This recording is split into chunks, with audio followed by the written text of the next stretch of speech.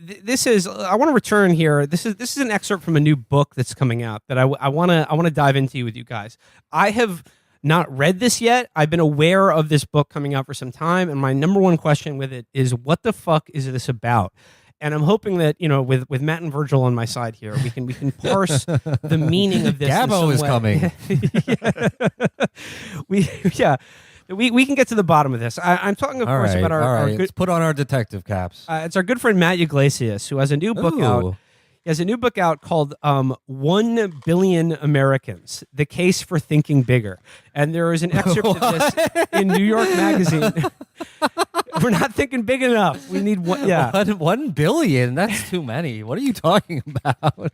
So is 1 billion not big enough? Should I be thinking bigger than a billion? 1 trillion Americans. I could barely conceive of a billion. I don't think it's actually possible for a human being to fully imagine a billion of something. Guys, I got to tell you, I don't think there are enough chicken tenders hypothetically possible on this planet to feed 1 billion Americans. So this is an excerpt of Matty's new book, 1 Billion Americans, that was written in New York Magazine last week. And like I said, I have only glanced at this because when I tried to start reading it, I felt like, a robot that had been put in some sort of logic loop. Sounds like he wrote this book after getting into a long late night Twitter feud with a third world Maoist, and now he's just like upping the ante on the other side, saying, "Oh, you want a dictatorship of the third world proletariat in the United States? Well, guess what? I think there should be 1 billion Americans, motherfucker." Fuck you. I mean, the thing is, like, the funny thing about Matt is that Matty, is that he's worn a lot of hats. In the various books he's published, he's donned the garb of an expert in a number of different topics, and Matt, I think you're right that this book is sort of an attempt to synthesize all of those sort of like wonkish enthusiasms that he takes up as hobbies to Reddit. Like, he was a defense policy expert for a while, then he was a housing expert for a while. He started out as a business and fucking markets guy for Slate or whatever. So like this new book, it's like that old Daily Show joke where all the correspondents, when they would do a correspondence segment that was like a talking head segment, they would get like a fake expert title, and it was always different every time. Yeah, like senior cephalopod analysis or whatever. Yeah, right. By the way, Chris, when does this episode come out? Like every episode we ever do the same day that we record it. Like what time? I don't know, like 9. Okay, then this isn't relevant. Okay, all right. I don't know. Maybe Bill and Ted is on Sci-Fi right now, but that's not. This information isn't going to be useful to the listener. First, say that shit for your OnlyFans, please. If you want to tell people on your OnlyFans what is on the TV that you're looking at the moment that you're typing it, then keep that shit there. All right. Okay. All right. Fine. All right. We're talking about the case for adding 672 million more Americans by Matthew Yglesias. Like I said, I have not read this yet. I don't get it, and I'm hoping. I need your guys' help here. What to make of this? What point is he like? What's going on here? So I'm just going to start reading here. The United States is not full. In fact, it is empty. Right now, the country has about 93 people per square mile. Many countries are far denser than this, and not just city-states like Singapore or small island nations like Malta. South Korea has 1,337 people per square mile, and Belgium has 976. If you tripled the population of the United States, adding new Americans only to the lower 48 and leaving Alaska and Hawaii intact and unchanged, the main part of America would be only about as dense as France and less than half as dense as Germany. A transformation on that scale is almost impossible to imagine, in large part because of the American political system has fallen into a state of torpor and dysfunction driven by, among other things, the absence of the shared sense of purpose that once bound the national experiment. But while contemporary politics is terrifying in certain ways, it has also opened up again the possibility of goals and projects and ideas. Probably the biggest opportunity in a generation for new ideas to take hold. So here is one big one: 1 billion Americans. And this gives us a new shared sense of purpose. Well, because he wants the Rocky Mountains to be as densely populated as Queens. I think he's sort of trying to give like a nationalist gloss to like his sort of YIMBY urbanist sort of like his whole thing is like he's really into zoning laws, and he wants more high density like zoning to be available in cities like San Francisco and elsewhere, because he's just like that's what's causing homelessness or whatever. But like I think he's trying to give a kind of like a grand national purpose or something like, and then some sort of mission that will compete with I think what he imagines is the coming blood and soil nationalism of white man's America and fuck everyone else. But let's see where else he goes with this. When America faced down Nazi Germany and the Soviet Union, we were the big dog. We had more people, more wealth, and more industrial capacity. But against China, we are the little dog. There are more than 1 billion of them and about 330 million of us. Chinese people don't need to become as rich as Americans for China's overall economy to outweigh ours.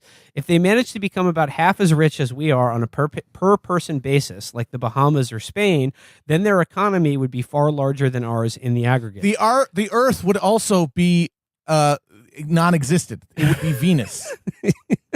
That's going to happen, right? If like you're assuming that we're just going to be competing with each other like along the current consumption matrix with China and India, that there's no planet.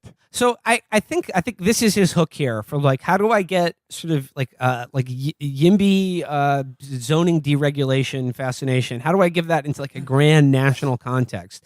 And I think the answer is China has more people than America. Therefore, if every Chinese person fought every American person, they would win. If there were a big rumble between America and China, I mean, like once our A team gets taken out, they've got hundreds of millions more to go. That did happen in India earlier this year. That giant rumble in the mountains. Oh, right, between the Indian and the Chinese army, where they were all using rebar and shit on each other, and they were just tumbling off into the abyss. I like to see it. That's for sure. This is even more shame. Jesus, you're just imagining the India-China clash as like a fucking Jet Li movie. This is more shameless and frankly more dumb than the idea of a missile gap. We have a people gap with China. And that, it won't take the average Chinese person getting that much more wealthy to have their own domestic consumer market and then, recall all our debt and fucking sink this fucking country. So, I mean, that's in the long term, if conditions maintaining themselves. Yeah. Like right now, China needs us because we supply the market for their stuff. If they were able to create a fully sustained internal domestic consumer economy, we would not be as necessary, and our position to them vis-a-vis, global geopolitics would be way reduced. But that ignores two things. One, our military, and two, that the Earth would be a fucking cinder if that happened. Talking about this shit like this and just assuming away the reality of the fucking scarcity that we're and the environmental feedback loop that we're in right now. It just shows these guys are, because it seems so huge and because the solutions are not small bore. We can't fucking zone our way out of the climate crisis. They just cling to, I'm going to get something that's equally bold and conversation starting, but just assumes away the fundamental political and ecological constraint we're currently challenged with. It goes here. Conservatives argue that the country can't take more immigrants, that it should effectively close its borders or at the very least restrict immigration to a trickle. Progressives tend to disagree, even while being inclined to say that the particular towns and cities they live in should be preserved as is, opposing any further real estate development as pernicious disruption. Meanwhile, America's birth rate has slipped to a historic low, and nobody in the political mainstream seems to think we can or should do anything about it. But a 3-to-1 advantage in population is really hard to overcome. Thankfully, tripling the size of the nation is something that is in our power to achieve. It would just require more immigrants and more programs to support people who want to have additional children. Of course, if we had a lot more people, we'd need to adjust a number of other things to make sure they had jobs and places to live. Sure. Might want to get on that. Okay.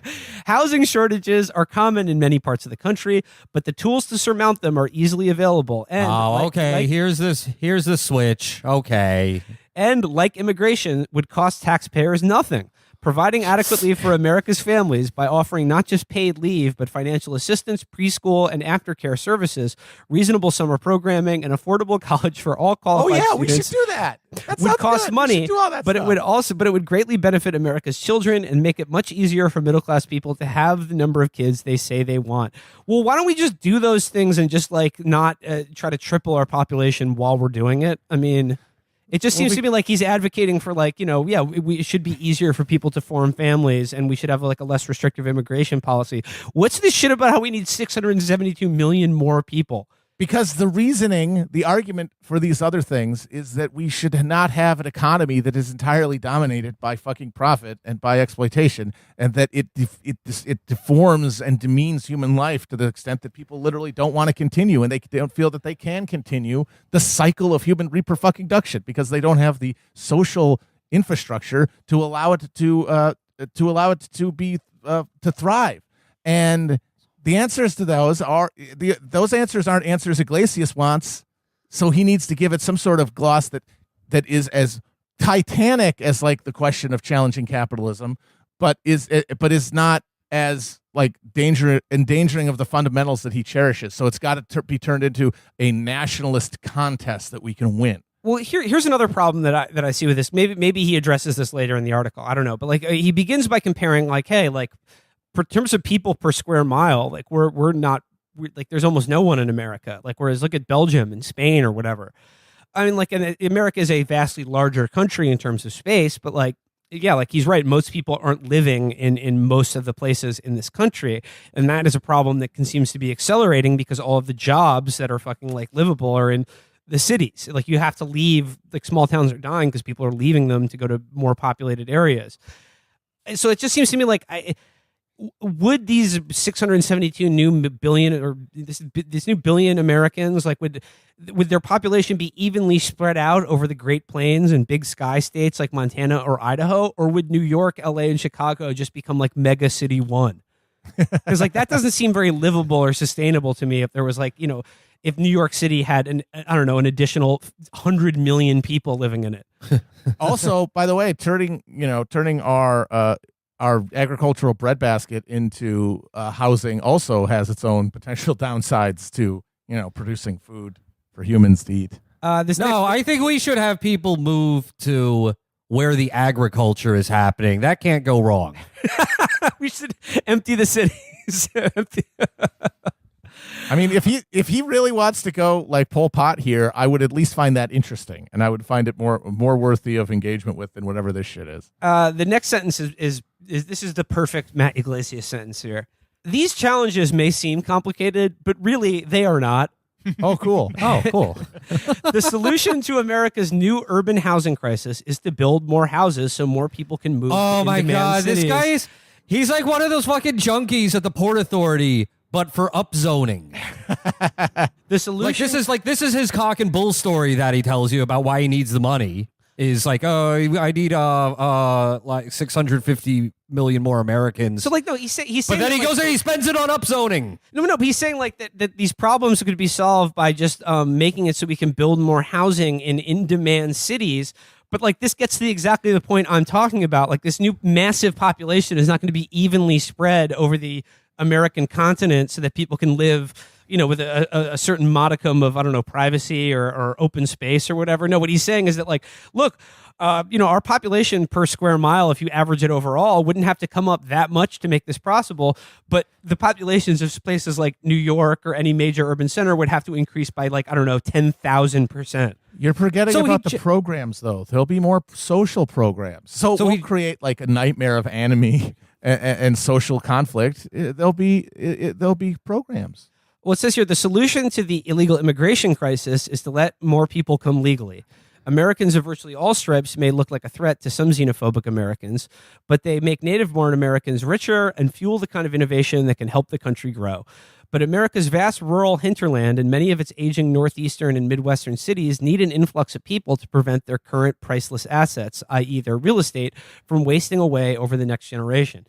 And America's families need help from a more robust welfare state in order to be able to have and raise children with a secure middle-class lifestyle. For a long time, our politics has treated these patterns as part of a puzzle that don't quite fit together. More immigration is good, but the cities immigrants tend to move to already don't have enough housing. More housing is good, but that might only exacerbate rural depopulation. And if sane, humane child and family policy gives us more people, sane, humane immigration policy also gives us more people. If declining areas need more people, but expensive areas also need more housing, then the solution to the puzzle is that we should just do it all. Okay? And yeah, I mean, and the people, the citizens who are here are going to do that and say yes to that because they're not going to see this huge influx of immigrants as a threat to them as economic competitors, because we're going to be doing all this other stuff about, what was that, Matt? About, I don't know, making, what exactly does Matt say about making it easier for people to already live in this fucking country without spending every minute of their life on a fucking hamster wheel? That they're not going to see this millions of immigrants as just more people who might take bread out of their mouths? This zero-sum nightmare that we live in? Is he going to do anything about that? I just searched the article for the word union, and it only appears in the phrase Soviet Union and European Union. Okay. All right. I got it. So it says here, admittedly, it sounds a little loopy. But while some left-wing intellectuals might suggest that the end of American hegemony would be desirable, I've never heard an elected official from either party articulate that view. And America should aspire to be the greatest nation on earth.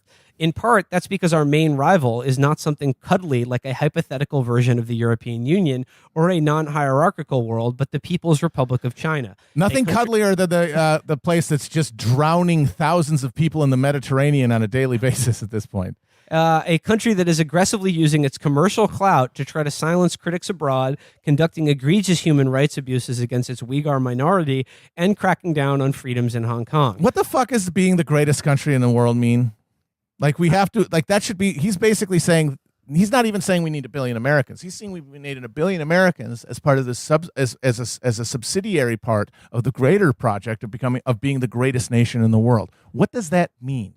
What does it mean to be the greatest nation in the world? I mean, it means to be the wealthiest and most powerful nation. And what kind of world. competitive framework does that assume? And how does that competitive framework jibe with the fact that if we keep competing with each other across national lines, as I keep saying, this world is gone. At least in any recognizable or desirable form that we might want to imagine for the future. That we might want to, I don't know, reproduce enough to have 1 billion people to see. Does he answer any of those questions? I don't know. I'm gonna skip ahead here to the end because he goes on for a long time, and I don't want to fucking. Oh, he does shout out Matt and Elizabeth Brunig's Family Fun Pack and the People's Policy. It's Project. Good policy. Yeah. So like again, it just seems like he thinks that you're going to get the Family Fun Pack. He thinks he's going to get the Family Fun Pack by telling people we need 1 billion Americans and this is how.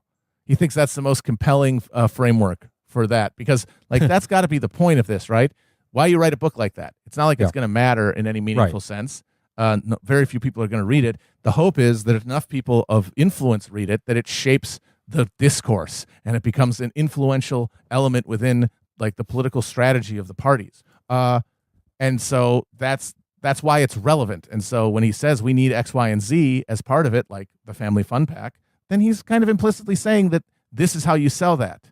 1 billion Americans is the best way to tell people that we should have a Family Fun Pack, not we should have a Family Fun Pack because you should be able to raise a fucking family in this country. But no, we need the Family Fun Pack because China will have an even funner Family Pack. Yeah, see, because he has to strip morality out of the entire equation of politics. Otherwise, his entire premise is dog shit and rotten and monstrous. And so it has to be reframed as a utilitarian international relations chess move instead of like the minimum requirement to consider yourself being a fucking society. And also what's going unsaid here in this sort of like we need to compete with the 1 billion red Chinese or whatever is that like he's saying that like, oh, we can do that and not suffer any sort of drop in our own quality of life that we've come to expect. Like he's like, oh, no, like all that we consider our birthright as Americans will essentially remain untouched. And in fact, it's going to get better if there's 672 million people extra in this country. You will live in a Fuddruckers. You won't even have to go to one. There will be someone in your kitchen making you Fuddruckers. I'm picturing a 1960s ad man writing on a whiteboard the word million, crossing out the M, putting a B. And everyone loses their shit. 1 billion Americans. What does it say to you? Hey, here's what's interesting to me. Obviously this is all just like dumb bullshit. But Matt's writing this out of his YIMBY compulsion. Like this is all his the culmination of his master scheme to upzone neighborhoods, which I don't get. Because I get being a NIMBY, right? It's like I don't want to live next door to the garbage factory. Right. Yeah. No shit. Nobody wants to do that. Okay. And I get, having like a socialist minded housing policy, having mass, public housing that's decent and livable. Because one, you probably want to live there yourself, and two, like this is a moral, rational thing to do, to have a collective solution to the problem of homelessness. The YIMBY shit is straight up just, I think my neighborhood should have more tall buildings. Like you walk around, like does Matt walk around fucking Foggy Bottom or where the fuck he lives? And I think it's DuPont Circle. Not DuPont. doxing him, that's a guess. Yeah, DuPont Circle. He seems like that type. Does he walk around and when he sees one of these like hideous fucking, 8-story, gentrifying buildings, like does he just like get a hard on? Well, no, I think Matty would walk around and he thinks they should be way more than 8 stories because DC does have that idiotic zoning rule that no building can be taller than the Washington Monument, which is largely why it is a hideous, awful city. I think Virgil, you bang on you have identified here a crucial difference between the liberal and the socialist critique of capitalism. The socialist critique of capitalism is that it is anti-human, is that it is a moral obscenity because it makes us act immorally. Like, I mean, obviously you can say that that's not very ideal. That's not materialistic. I'm talking about the way we express it through politics, the way we express it in our conception of the good is in moral terms. It has to be. You can argue about where those moral terms come from, but it has to be a moral objection. That's the only thing that makes sense. The liberal objection to capitalism is that it's not efficient. And for Matty and for YIMBY types, the problem of homelessness is not a moral obscenity. It is a annoying inefficiency created by outmoded systems of not capitalism, but of like culturally reproduced capitalism that need to be changed and they get to imagine themselves as progressive because those efficiencies that they imagine include things like, hey, maybe there shouldn't be giant encampments of homeless people everywhere, because now those people can efficiently contribute to the marketplace instead of having their potential labor power just wasted like that because of our inefficient distribution of housing resources. I agree that it begins with an interest in efficiency, but I think YIMBYism becomes pathology over time. Oh, absolutely. And maybe that comes from just like arguing with people on the internet and being That's a prick. exactly where it comes from. Because if you have to keep reasserting it, you have to keep creating more baroque and delusional justifications for your own belief system, even though it's just the thin reed of self-interest. Like, I would like more pho places in my neighborhood, please. It becomes this titanic representation of not only your own virtue, but human virtue, because you spend all that time arguing with people every other point along it and having to defend it and create mental architecture to defend your idea so that you don't ever confront the basis for it. I'm saying it also adjusts their sense of pleasure. Yes. That they genuinely do feel a certain jouissance when they see some fucking, developer's ugly fucking overpriced building. Yeah. They get a charge out of it because they've charged it. They've charged it by that, like it's a ritual incantation. And it has charged their yimdiness with that jouissance, with that erotic frisson, because it's part of their political war. And war is a force, folks. But Virgil, I imagine YIMBY people when they see like sort of aerial shots of the island of Manhattan being like, this is good, but that giant green thing in the middle of the island, could we have more housing there? Could we just all that land is being not being put to its best use? Can we just fill it all in with buildings?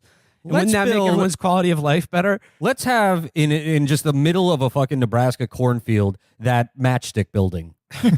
Just plop it in there like you're playing Sim City with all the fucking you did the cheat to unlock every fucking building. The arcologies. Actually, we should honestly, what my actual solution to these future crises and population issues, baby. building arcologies. That's my actual. Oh well, that would be cool. I mean, that is actually the culmination of a socialist housing project is something like that. Archons for arcologies. And that would be entertaining. I do have another point here. It's Matt thinks that this is effective nationalist pandering. That's cute.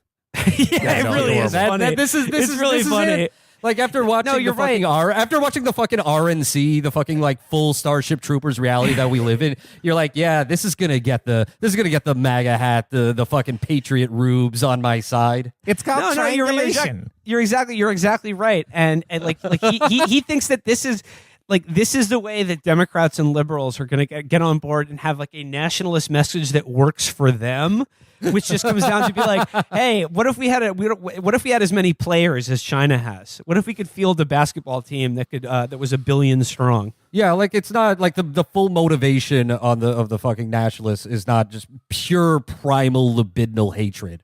They're going to be swayed by your bar charts, Matt. Yeah, because that's what gets him off, though. That's where he's got the category confusion, because he thinks anyone else is going to be persuaded by his clever, intricate, small. But he thinks he's being clever here. He realizes not everybody gets off on the bar charts and thinks, but a different bar chart must get must arouse the other. All right, I'm gonna finish out this piece. I'm skipping ahead to the last couple of paragraphs here. Does he still listen to this show? I hope so. Yeah. It's customary when trying to talk to Americans. It's customary when trying to talk Americans into daunting political problems to quote JFK on the subject of why go to the moon. We choose to go to the moon, he said. We choose to go to the moon in this decade and do other things, not because they are easy, but because they are hard. Because I am hard. Because I am hard. Because so it's a great speech. That being said, it's worth emphasizing that while 1 billion Americans may be impossible and absurd, there's actually nothing hard about it. Letting more hardworking and talented foreign-born people move here is not hard. On the contrary, it's keeping people out that's hard. Providing financial support so that Americans can have as many children as they say they'd like to is a big change, but there's nothing particularly difficult about it. Nothing particularly difficult, except it would involve passing legislation that literally no one in our government wants to touch with a fucking barge pole. Yeah, it would all these same people. I'm sorry, don't all these same people, when you talk about Medicare for all, just be like, how are you going to get Manchin to vote for it? Yep. Well, how the fuck? How are you going to get around the Senate for this 1 billion American plan? Well, this is how you get Manchin to read 1 billion Americans. Oh, okay, I honestly think that's his deep answer. You get enough of these elites. You get enough of the elites to read this thing, and then they will do the thing. This becomes the new pedophile symbol that QAnon sees everywhere. Is all these senators walking around with a copy of this book? Yeah. What could 1 billion Americans mean? Why would they want 1 billion Americans? Oh my God! They're gonna eat them. It's like at McDonald's, what billions served. That's going to be us. To serve 1 billion Americans. To serve 1 billion Americans.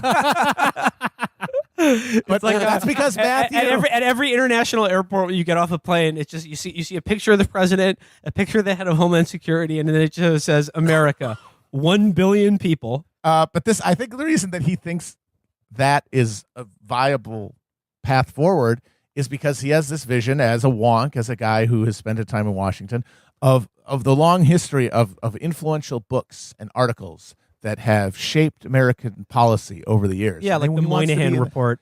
Exactly. And what he doesn't get there, or at least his public presentation of this case requires him to not get this, is that those things are not changing people's minds. What those intellectual essayists are doing is giving politicians a political and intellectual justification for shit they were going to do anyway. And anything in his little fucking wish list that goes against capital is not going to be done, regardless of how many of these people read his fucking book. But if there's something in there that they can do that'll maybe buy off a constituency for a while or convince people that they're actually accomplishing something, while really they're still fucking strip mining everything to the bone and making the flourishing that would be required to have 1 billion people in this country even viable, that's not happening.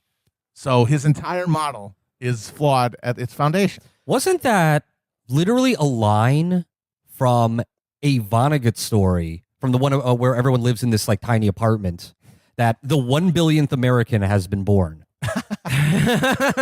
Right? That's that story about overcrowding in the future. Okay. Like, that was this haunting line is the thesis of this book. Well, I mean, it's a haunting line because at the end of the day, like even if this plan went according to Matty's vision, and we had more immigrants and a more generous social welfare state, and free education, and we allowed people the economic freedom to have as many children as they'd like to. At the end of the day, they're just going to turn into Americans. So I don't see this as a net benefit for either this country or the world at this point. We would have to as Americans have social values beyond consumption. And the thing is, that's not impossible, but that would actually require changing our relationship to each other and to fucking work and to production and to capital and to everything else at a fundamental level that it could not be solved by a national project that ignores all of the root fucking causes of the social alienation that turns us into a herd of self-seeking, id-driven water buffaloes which could not fit on a billion on any planet, any fucking planet, let alone continent. Here's a really good line. Here's a really good line. Sorry, I just got to get to this one. Letting builders make whatever kind of housing their customers want to buy is easy. He's talking about Grover House now. He wants a billion Grover houses all over America. Anyone who wants to build a house, I bet you could get Yimbys. You could get Yimbys to defend Grover House. You would absolutely do that. They will fucking convince themselves that this actually looks good and is cool. This rocks. I want this in every fucking city. I would love a dozen Grover houses in my neighborhood. Shifting economic activity to places where land and buildings are cheap is a little more difficult, but it's hardly a voyage to the moon. Copying settling Americans on the moon is more realistic than this shit. Question. The moon was a technical question. Once you fucking put the money to it, you just have to figure out how to do it. You're talking about convincing people to do something as a collective project. That's insanely difficult. This is another really great line. This is another really perfect Yglesias line here. Copying a traffic management paradigm that Singapore implemented in the mid-'70s isn't hard at all, nor is copying long-standing German commuter rail practices. Hey, Singapore, that country that's essentially a dictatorship? Yeah, it's been run by like one guy for the past 60 years. Well, he's gone now, but he left. His thing is intact. It's a managed democracy at its technological endpoint. Okay, so he says unless the real answer to this is written in like invisible ink and you have to put it up to flame to read it, and you're one of the Illuminati, and this is actually a text telling you how to create like a totally foreclosed political elite that can rule through sheer technological force, like a biomechanical matrix, then this is not helpful for anybody. All right, this is a really good paragraph because he does acknowledge some of the problems that 1 billion Americans might cause. So he says, of course, someone should do something about all the problems. Of course, tripling the population could also cause a number of problems.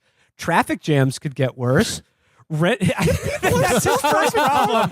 That's the first problem you could think of. 1 billion Americans, and we're still driving around in personal cars. Wow. Yeah. No, again, it's 1 billion Americans, but they're all still driving cars that run on gasoline. That's a fucking great idea. So it says here, traffic could get worse. Rent could go up. Water access would be stretched thinner. There'd be pollution. These are, unfortunately, real concerns. And the exact details of how best to structure family support programs, how best to pay for them, exactly which additional immigrants to let in, and how to... Wait a second. Which additional immigrants? He's still talking about which additional immigrants? I thought he just said let everyone in. Or you want 1 billion people or not? And he's still trying to look at people's resume and shit? What the fuck is going on here? That's the classic. That's the red lib H1N1 shuffle. Or H1, it's not H1N1 visa, right? What's the one? The H1 visa? The one for of like those, the ones that they stocked the Silicon coders. Valley with. Yeah. Yeah, it's like you pitch immigration on social justice grounds of saying people should be allowed in this country. But what you end up actually doing is just increasing skilled labor for industries that want cheaper labor. That's it. And then I everyone just love else at the still end of gets this, the fucking. he's- Everyone else still gets to wait in line, and everyone He's- else still gets to die in the fucking Mojave. He's talking about like tripling America's population size, and again, he doesn't give a time frame for this. But what I would imagine he'd want to do it sooner rather than later, to compete with China or whatever. And he's still looking at fucking like people's CVs who want to get in the country. Like, what the fuck? What are you talking about? Also, why are you I even just had a- deciding who to let in or not? Why not just let in everyone if this is the end goal that you're going for? I just had a thought. Matt started out mentioning the population density of the United States. Has he factored into this the fact that in a few years we will literally have less land? That the land is currently eroding. Like entire communities are just we've just given up on entire communities. Yeah, you might want to We're just ballpark. literally just picking up everyone and just moving them somewhere else. Yeah, you might want to subtract Florida from the calculations he's got. Yeah, most of Louisiana, just So he goes here. that's not a thing. So he goes, and how to improve our infrastructure and increase our housing stock are good subjects to argue about. I guess bet. that's what it comes down to here. That's all Matt wants to talk about. These are the good subjects to argue about. But think about how much healthier our politics would be if there were really a debate about how to accomplish great things rather than a food fight over semi-imagined defenses to real Americans that serve as a mask for an endless procession of tax cuts for the rich. Why not make America greater than ever instead? Okay, I it's like he just says like, okay, yeah, there'd be problems like water for everyone to drink, but he doesn't mention like what are the solutions to them. He just goes back to talking about tinkering with zoning laws. And he goes, yeah, why not make America greater than ever instead? Again, this is the liberal thing. This is of just they're always fantasizing about the day in which they can compete on the same fucking playing field as the right wing does with all of their fucking flag waving jingoist horseshit. Another great president, FDR, upzoned the Tennessee Valley. So it goes here, whatever liberals' misgivings about this national project, America should aspire to be the greatest nation on earth. Once again, meaningless. Yeah. That's what Americans already think, and rightly so. Because Not rightly so. What the fuck are you talking about? Even if you were we're all roughly the same age as Matt Yglesias. Even just going on our lifetimes alone, what would fucking indicate to you that it's right? Forget the moral judgment aside about whether it's good or not to think that you live in the greatest nation on earth and it should always be that way. What on evidence could you muster to make that case that America, as it's existed over the last 40 or 50 years, is fucking the greatest nation on earth, or has done things that would fucking warrant that title? Yeah. On Yglesias' own fucking terms. That's what I'm wondering. We're not doing great. We're doing pretty bad. We couldn't get people to wear masks to prevent the spread of a fucking deadly infection. We couldn't get people to say, hey, maybe I wouldn't like my grandmother to die. We couldn't get that to happen. And I'm not blaming those people because that's the end point. That ridiculousness is the end result of a whole series of social pathologies, which in my opinion add up to America not being the greatest anything except maybe threat to the fucking future of the human race. Yeah, that's it. That's what they mean. I think that answers your question, Matt. What does it mean to be the greatest nation on earth? It means to be the single greatest threat to peace, security, and the future of everyone else on the planet. Because that means you're in charge. It means you're at the top of the totem pole and you get to order everybody else around. That's what greatest has to mean. I mean, if you're getting it beyond just pure ethereal bullshit, it has to mean that. And that implies a future that doesn't allow for any kind of population war with China or anybody else ending with anything other than total systemic ecological destabilization. And the country that whatever social forms emerge from that are not going to give a shit about Matt Yglesias' fucking restaurant. They're going to plug him into a goddamn Skinner box to keep him rowing an oar. So it goes here. I'm just finishing out here. This is finishing out this excerpt. It says, rather than being paralyzed by racial panic, eco-pessimism, or paranoia about the loss of parking spaces, we should try to think this stuff through calmly and systematically, choosing to emulate our forefathers and mothers who managed to welcome millions of newcomers and ride ox carts across the Rocky Mountains to build the greatest nation in human history. Rather than throw up our hands at every moderately difficult logistical problem and whine that the country is full.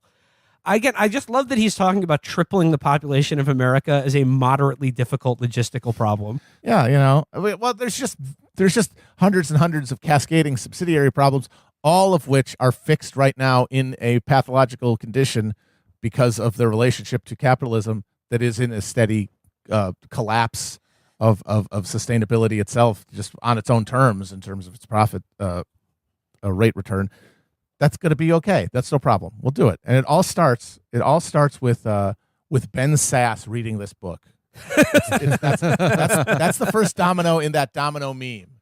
The first bat is Ben Sass picks up 1 billion Americans, and then the last one is the billionth American orders his first round of Fundido dip at the fucking Fuddruckers that is on the moon. Well, like I said, wouldn't just colonizing the moon be a better fucking use of our time than this? Like bullshit? I said, probably, if it's any technical question is easier to solve than this shit, than getting people on board with like a broad program like that ran counter to existing like economic conditions. There's water on the moon. I think so. Yeah. There might be other stuff. I don't know. I've never appraised the moon. Is there freaking cancel culture on the moon? That'd be great. The moon should just be like Parlor, but for reality. Yeah. You can just go to the moon now to like, it's to say what you want to say and fucking, Are there Kardashians on the moon? Oh God, there better not be any sign me freaking up. Kardashians. Well, there you go. I still don't get it. I mean, I just, it was one of the most. You need to take some. You need to go to the Office of Management and Budget and take some salvia, and then you'll know. But there you go. That is the case for 1 billion Americans, and I think the underlying point is it's not that hard. It's fine. Come on, why not? Let's do it. Yeah, let's do it, guys. Billion Americans. Let's see. Let's go. Let's get it trending. It's the Let's scene get, from hashtag 1 billion Americans. the scene from Ferris Bueller where he goes to the museum and he's looking at the Surratt, but it's Matt Yglesias at the Congressional Budget Office. There you go, folks. 1 billion Americans. I mean, just how about 1 billion Chapo fans? That's what that's the now world. That's I'm a goal. That's the now world. That's a I'm goal. trying to Now we're build. talking. Yeah. Well, I think what's going on here is like people who are very invested in the liberal consensus in media or the think tank world. Like I saw Josh Marshall and Matt Yglesias saying some version of this line where like, a lot of, what all of the young people are calling socialism now is really just the New Deal of it. It's just liberalism of an earlier era. It's sort of more muscular liberalism, but it's not really socialism, which I guess in a way is kind of true. Like Medicare for all on itself is not socialism. But that's still good because that serves as an entry drug towards a broader critique of capitalism and a real demand of abolishing the wage system. And also, it raises the question, well, why was this regular liberalism 60 years ago, and now it's radical? Like, what has happened since then? And the reality is that the class balance has shifted so far in favor of the wealthy and the ownership that any kind of leverage and ability to make demands from regular people has dried up, and so they've been fucking dictating terms basically unopposed since the fall of the Soviet Union. I also view this as kind of a project to reconstruct in people's minds the idea of a commons, the idea of a common good, which has been drilled out of us for decades. The idea of all government intervention is considered haram in this country. And if you ignore that framing and just go right to the heart of the matter, we should be operating as a society and economy around not a profit motive, but around fulfilling human needs. That's kind of a short circuit, and that, as you point out, the Fox News crowd can't really deal with. Right, because people actually are suffering. People hate their fucking insurance companies. People, if they have them, people hate their student loan debt. They hate their jobs. They hate all these things in their lives that they're told they have control of their lives. They're told that all of these wonderful consumer options make up freedom, but their actual horizons of their lives have been brutally constrained. And this idea of, hey, maybe we actually take charge of this thing. Maybe we direct the economy towards people's needs instead of towards just the massive accumulation of money upward would be good. And yeah, you have two things that are making it harder for right wing to deal with it. One is that they don't have a framework for critiquing these things because they're so used to beating up on a stale and contentless liberalism. But a lot of the people getting mad are people like Meghan McCain, who is a fucking talentless dipshit fail daughter of millionaire senator and his fucking beer baron wife, who's just mad that her fucking unearned inheritance might get taxed. Well, yeah, I mean, Meghan McCain is... John McCain's life is filled with, like, sacrifices, but sacrifices for absolute bullshit. He rots in a Vietnamese prison, but in a war he volunteered for in the most unjustifiable sort of position you can be as a combat officer in that war, a pilot.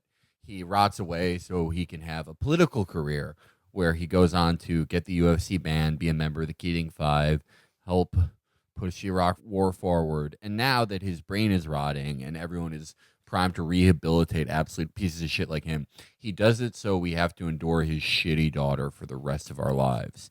What does she bring? What does she bring to anything? What is her ability? What insight has Meghan McCain ever had? Has she said anything funny? Has she even ever said anything that's so inflammatory it's at least kind of interesting? She's not even Sarah Palin. She's just a wholly useless...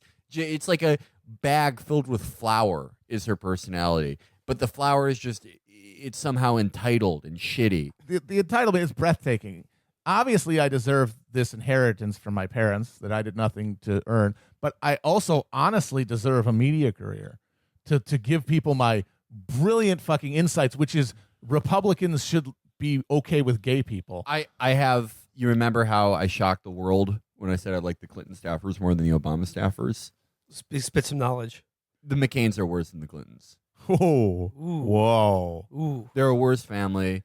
Okay, I'm just going to put it in far of like their shitty kids we have to see forever. Chelsea, like, look at Chelsea's presence in the world. Chelsea's presence is like writing a children's book that's like resistance kids or some dumb bullshit and like making fail pancakes.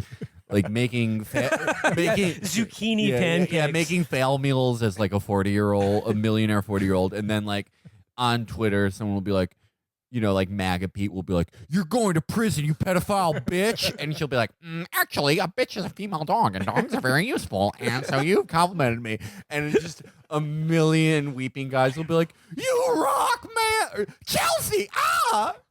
Just reply guy's doing the soy face to her. And it's like, whatever, I can accept that. But Meghan McCain is just... Her entire last year has been apologize to my family. How dare you say that about my dad? How dare you? How dare you look at me? You could tell that her formative years were spent getting servants fired and punished. Oh, absolutely. I fucking hate them so much. The Clintons, again, there's like this level of comedy to them. They're like very Ian Nuccian.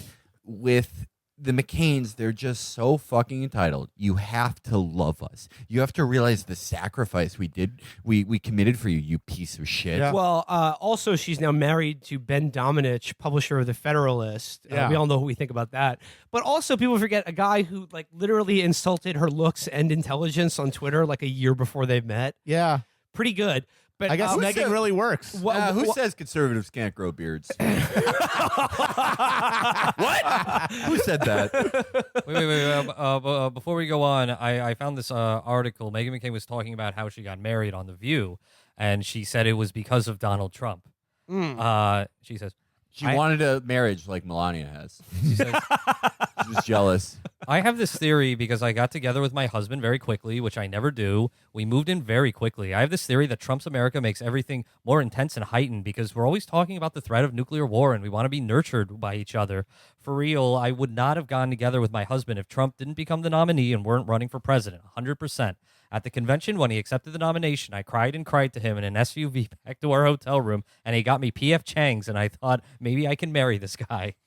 He fed her like a wild animal and earned her trust. That's so dark. You know what that reminds? That's so dark. All these people are all these people. I was talking about this with like American rich people versus European ones. European ones who are just like, "Oh, terrific! I've secured the campgrounds for my pedophilia ceremony," and American ones are like, "All right, mom and dad, we got our P.F. Chang's." They have billions of dollars in of just plunder from a global empire, and this is what they do with it. Well, that reminds me, P.F. Chang's reminds me of another fail son of wealth, Mark Davis, the son of Al Davis and the current the guy with owner, the bowl cut. Yeah, the bowl cut. the bowl cut pimp, owner of the now Raiders. I guess Las Vegas Raiders. Yeah. Who famously would every morning go and have lunch at his quote unquote office, which was a P.F. Chang's, where he would have iced teas at the bar and read the newspaper, and then he would ride around in his 1980s panel van that had a VHS tape recorder in it.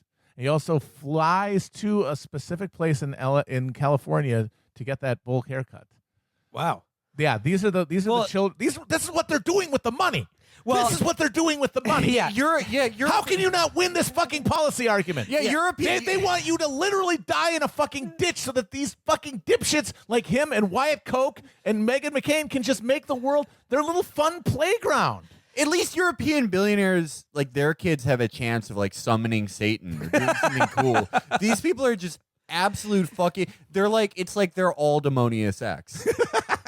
2 points. One to yours about this is what they're doing with the money. I thought Randy had the best comment on this, where he was like, I know some of you may think socialism is like pretty good and cool, but were you aware it may cause Meghan McCain to have slightly less money? I mean, no, thank you. To Megan's comment about why she got married to Ben Domino, because in the Trump era everything is so crazy and intense. We need to like just hew to love, and that is almost a exact replica of what John Podhoretz gave as the reason for why he decided to finally marry and have children with his long-term girlfriend. Can you guess the reason? Reagan got elected? 9/11. By the way, John, It was 9/11 because John- he realized he had to get serious because the world was serious now. Boy. Dude, what we need is more love and compassion, like marrying the guy who's the editor of the website with articles like revisiting the DNA intelligence debate. Yeah, every article on The rule of thumb. Better than you remember. I mean, the Federalist is the best one of those publications. absolutely. Oh, hands down. Because NRO is just like They're too soggy. Yeah, it's just like the case for chess. Just dull. And Breitbart is just like, all right, we get it, you're racist. But Federalist is just like, just always, y'all mind if I God. wild out. It's just sexually repressed fever dreams. My favorite Thank part about you. it, though, is that like all these fucking magazines, it's absolutely opaque in its funding, dark money. It's like money that the Koch brothers got from like assassinating indigenous activists in like Nigeria, the Niger Delta or something, is going to pay for articles about how Miss Piggy should be stoned to death for being a harlot. Well, yeah, like I imagine the Federalist is kind of what DeBeek is like. Yes. I don't know what to do with the fact that I was there in front of the Manhattan U.S. courthouse on last week when during the arraignment or during the bail hearing, they say no bail for Epstein. And my just thought is, well, what now? There's two ways this plays out. If there's nothing behind this, then you have a regular old legal procedure, and everything gets out, and we see, and maybe some rich people get in trouble, maybe some documents come out, maybe some incriminating video is released, but it would all take a natural course. If this isn't the case, then there's no way this can go to trial by the nature of who is implicated by it, which means something has to happen to Epstein. Like it's just a mathematical fact. Something has to happen to him. And then less than a fucking week later, the motherfucker is on the ground in a fucking suicide attempt. What are you supposed to do with this? So the thing is, even if it does go to trial, the fucking lawyer is boys. That's Like, true, which the is lawyer that's is been what's girls. fucking with me is that if there's Yes. anybody who's like wired into this shit, it would be him. Here's the thing. I am friends with literally no one in Mossad, right? Likely story, dude. I mean, I had an internship like anyone else, but, But it's I've like, sort of how fallen out is of it- contact with those friends. How is it that all of these people have like the closest contact you can get with Mossad, which means the CIA? Like boys hired the fucking Mossad or like a cutout company or whatever to fuck with like the people writing stories about Harvey what's his Weinstein. name? Harvey Weinstein, Fat guy. yeah. Harvey Weinstein. Yeah, well, it was through Black Cube, Black which was Cube. Am I getting this right that Ehud Barak is involved with No, Black no. Cube? Epstein staked Epstein and Barack are both like in a partnership in a intelligence business. Yeah, no, it's not. Black This Cube. was It's a different all- one. When all this was breaking, freaking Netanyahu's son was like, on Twitter being like, you got to look into Ehud Barak. It's like, what the hell is going on? Okay, hear me out. What if Boys, he's like, let's go leave True Detective Season 1, True Detective Season 2. Boys is Colin Farrell. Like, this is his redemption. And he's got like So he's divorced. He's got like a big son who he's trying to like, leave a good example for. Everyone thinks he's crooked, and he's like, this is the last thing. He's going into the forest. All right. Well, So the big son, I assume, is Weinstein. yes, it's Harvey Weinstein. He keeps getting beaten up at school. Watching It's like, yeah, Friends maybe together. because boys did used to get a lot of good, like, the 90s. People loved reading news stories about lawyers for some reason. What a terrible time. I know, God. But now, like, we just have to read about lawyers again, except now they're bad. I just don't give a fuck. But yeah, Boys is like kind of in the gutter now, and I think he is trying to redeem his reputation. But I also am 30% pretty. I'll go up to 50%. Pretty sure that he's just controlled opposition in this. He is the sort of fail-safe if all the Epstein, the Clinton crime family bungles something once again. Boys is there to fuck up the case totally, get Epstein whatever life in prison, but make sure none of the shit really gets out. well, Yeah, that's kind of what I think too. Because like what's weird is that some of the other kind of like tangential figures in this like very vast worldwide conspiracy, Adnan Khashoggi and Robert Maxwell, both who were both like obviously CIA assets, both died like basically penniless And like, disgraced. in total ruin, disgraced, both very strange deaths. And I kind of feel like that's what's happening with our friend Jeffrey. Like he's the fall guy to Yeah, kind so of like move it along, but keep everything in place. like his the Alfred to his Batman. Ghislaine Maxwell. I cannot pronounce it. Ghislaine. It's Gislam, but it sounds Again. better to say Ghislaine. That is great Ethnic name. OPSEC by Robert Maxwell, giving his daughter that fucking made-up ass name that I can't say. Totally unpronounceable name. Yeah. who, by the way, like- she was at Chelsea Clinton's wedding as well. Oh, absolutely, dude. She's the like at fucking- every event ever. Check this fucking factoid out. Robert Maxwell was thrown off a boat called the Lady Ghislaine. The boat that fucking Epstein uses, the yacht that he uses, is also called Lady Ghislaine. And Well, maybe he's the thrifty. And wasn't that Lady Ghislaine the one that Maxwell Yes. quote unquote fell off of? Didn't Trump buy that one? Yes, from fucking Adnan Khashoggi. Do these people know? Maybe the problem is just like these people don't have enough friends. It's Yeah, just like we the same gotta four open it up. people. Honestly, like this is how abusive relationships when like your circle just gets super, super like insular and everybody kind of starts fighting with each other and they don't know who to turn outside for help. Yeah. Maybe if like- they had all just started a podcast, the sex ring wouldn't have happened. Exactly. Or like Donald Trump should have cut these toxic people out of his life. I mean, he did, and like he honestly, like he did cut these out. And, like, look what happened to him, dude. Like he achieved, like honestly, like amazing things. Yeah, great shit, man. That was dope. I want Yeah. to get back to Ghislaine Maxwell and her father Robert Maxwell and his mysterious death as well. But before there, we're go back to Boys for a second. Another interesting, plot line in this conspiracy is the rivalry between David Boys and Alan Dershowitz, which contributed to one of my absolute favorite TV clips of recent vintage, which was Dershowitz going on Fox News to claim that I have, quote, a perfect normal sex life. I have never gone past the tip in 30 years. So he said here, he said on Fox News, look, I've had sex with one woman since the day I met Jeffrey Epstein. I challenged David Boys to say under oath that he has only had sex with one woman during that period of time. He goes, he couldn't do it. So he has an enormous amount of chutzpah to challenge me and to challenge my perfect sex life during the relevant period of time. Here's the thing: he does the whole Clinton thing where he says he's only had sex with one woman during that time. Oh shit! Oh my god. That's why he makes the big bucks. That's why he's the best. He's fucking winking at us with that. Robert, like, yeah, the Dershowitz thing is insane. I have a feeling they're willing to cut Dershowitz loose too.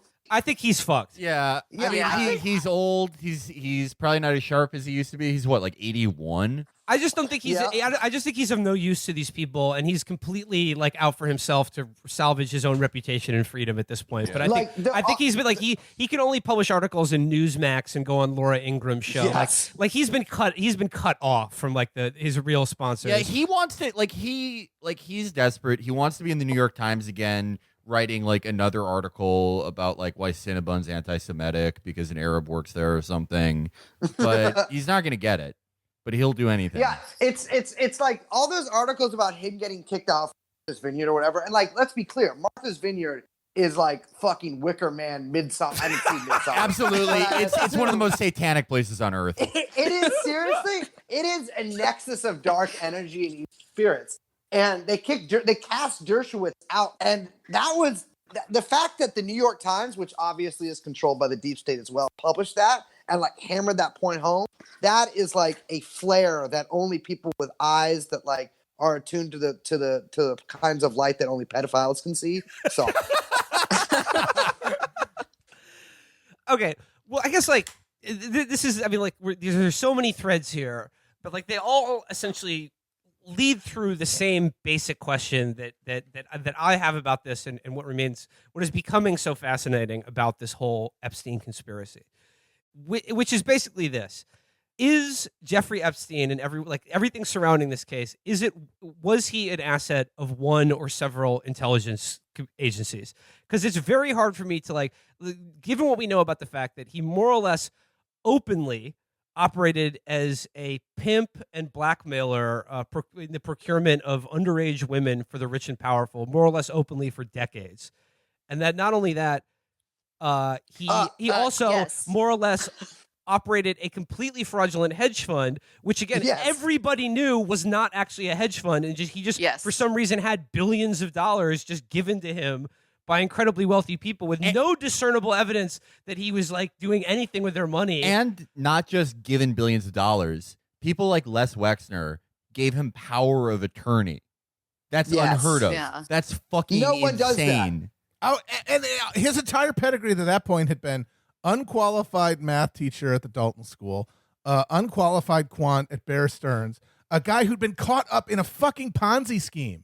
That was what he was coming off of when Les Wexner just gave him a Manchin, power of attorney, and like $500 million to start a hedge fund. Well, before that year, Jeffrey Epstein said, "New year, new me," and he was right. He was like, this is my year. But I was saying, like, what other explanation could possibly account for this? And like, if so, if we take that like as granted, like, what does this begin? Like, what does the shape of this story begin to look like? Well, I think it's like very clear that he is. Like when Acosta was negotiating the federal immunity deal, in the early charges that he faced in Florida, where he got like federal immunity from just potential charges, which is like totally unheard of. Acosta's on record saying that he was told he belonged to agencies and it was above his pay grade.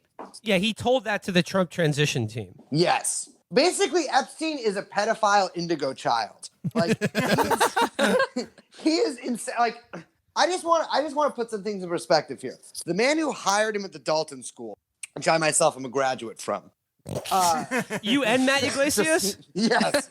Is Yglesias really a graduate? Yep. Brace. He's involved. He's got to be involved. Brace and Yglesias would like just spit ciphers in the Dalton parking lot. Give him anything to go back to those days. Felix, there's no parking lot. Come on, dude. It's Manhattan. So the guy who hired him, Okay, fine. Donald Barr, was an agent of the OSS in World War II. The OSS, as the virginal Chapo World War II nerd listeners will realize, is the precursor to the CIA, the Office of Strategic Services. So he got hired just out of nowhere by an OSS man. He gets hired by Greenberg, this guy Alan Greenberg at Bear Stearns. Alan Greenberg, I just want to make note here, was really good friends with Roy Cohn, who also very well might have had a fucking blackmail ring among wealthy people in New York. Also, and was also McCarthy's lawyer way back in the day. Alan Greenberg and was a Bob lawyer. Alan Greenberg was also the chairman of AIG and was forced out before AIG completely collapsed. He was a gigantic player in the insurance industry. Roy It's Cohn like- was also Donald Trump's mentor in the Also 80s. true, yes. There are so many like intelligence agents in this story that it's literally impossible that Epstein himself. He said he fucking used to fly around in the 80s, or excuse me, in the 80s and the 90s, looking for recovering people's stolen money for the government. And he like worked for like African, like in Africa, doing who knows the fuck what. Like probably giving Idi Amin $6 million or something. Well, that's the thing. It's like, whatever. What money were we recovering from African dictators in the 80s? We were giving them that money on purpose. Right. They were our And the other- clients. We were and the other recovering thing- the money from giving them the weapons. And he's like, Yes. nobody's auditing Jonas Savimbi's books. Exactly. The thing is like he's also like, there is a picture that just came out of Epstein and Clinton sort of like looking very relaxed, sort of leaning towards each other across the table. It looks like they're about to record a podcast. Well, someone else posted a picture of the inside of the Lolita Express, and it is the same. It's the same place. Yeah, no, it's the point. It is almost certain that picture was taken, or people are pretty certain that the picture was taken like when they were visiting the fucking Sultan of Brunei, who is like probably the most noble of the CIA agents out there. But like it is.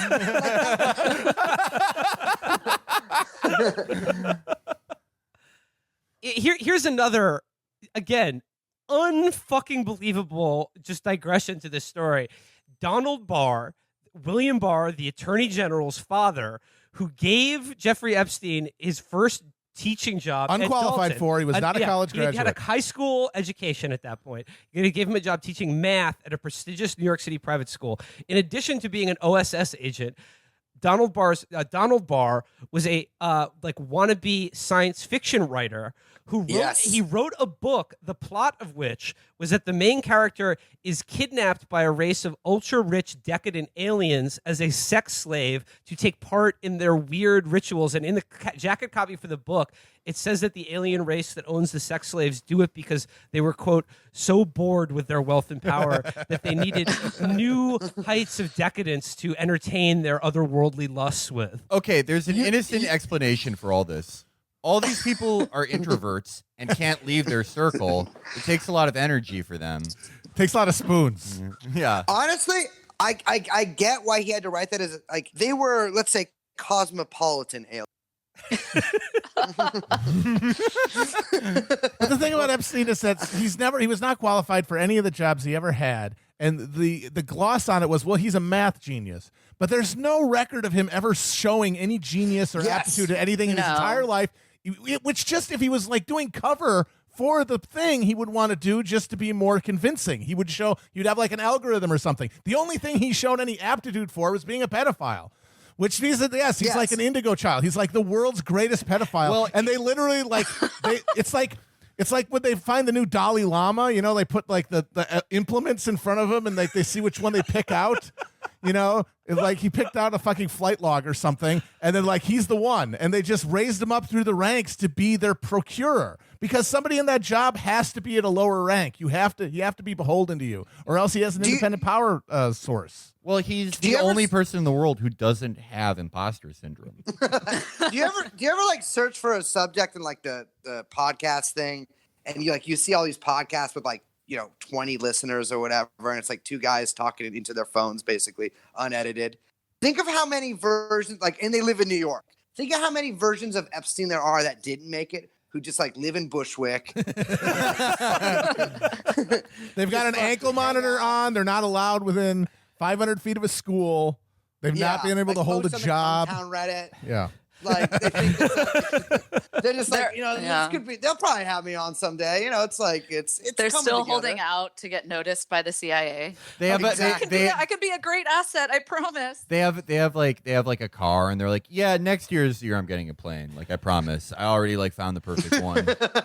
Lolita Volvo.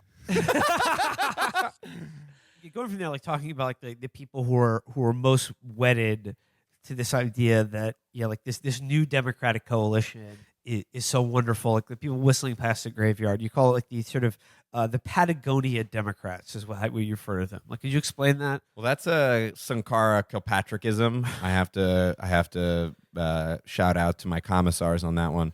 But Just people who really love Patagonia. basically, I mean, Judy Gemstone. If the you way will. I look at it is you could call it six-figure Democrats. People making, and let's be honest, in some municipalities this isn't even very rich, but people who are comfortable. If you're making six figures anywhere in America, you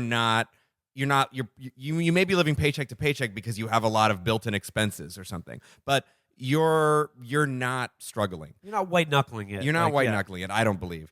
Individual sort of examples to notwithstanding. And I think the six-figure Democrat, the Patagonia, the sort of affluent professional class Democrat, because it's not.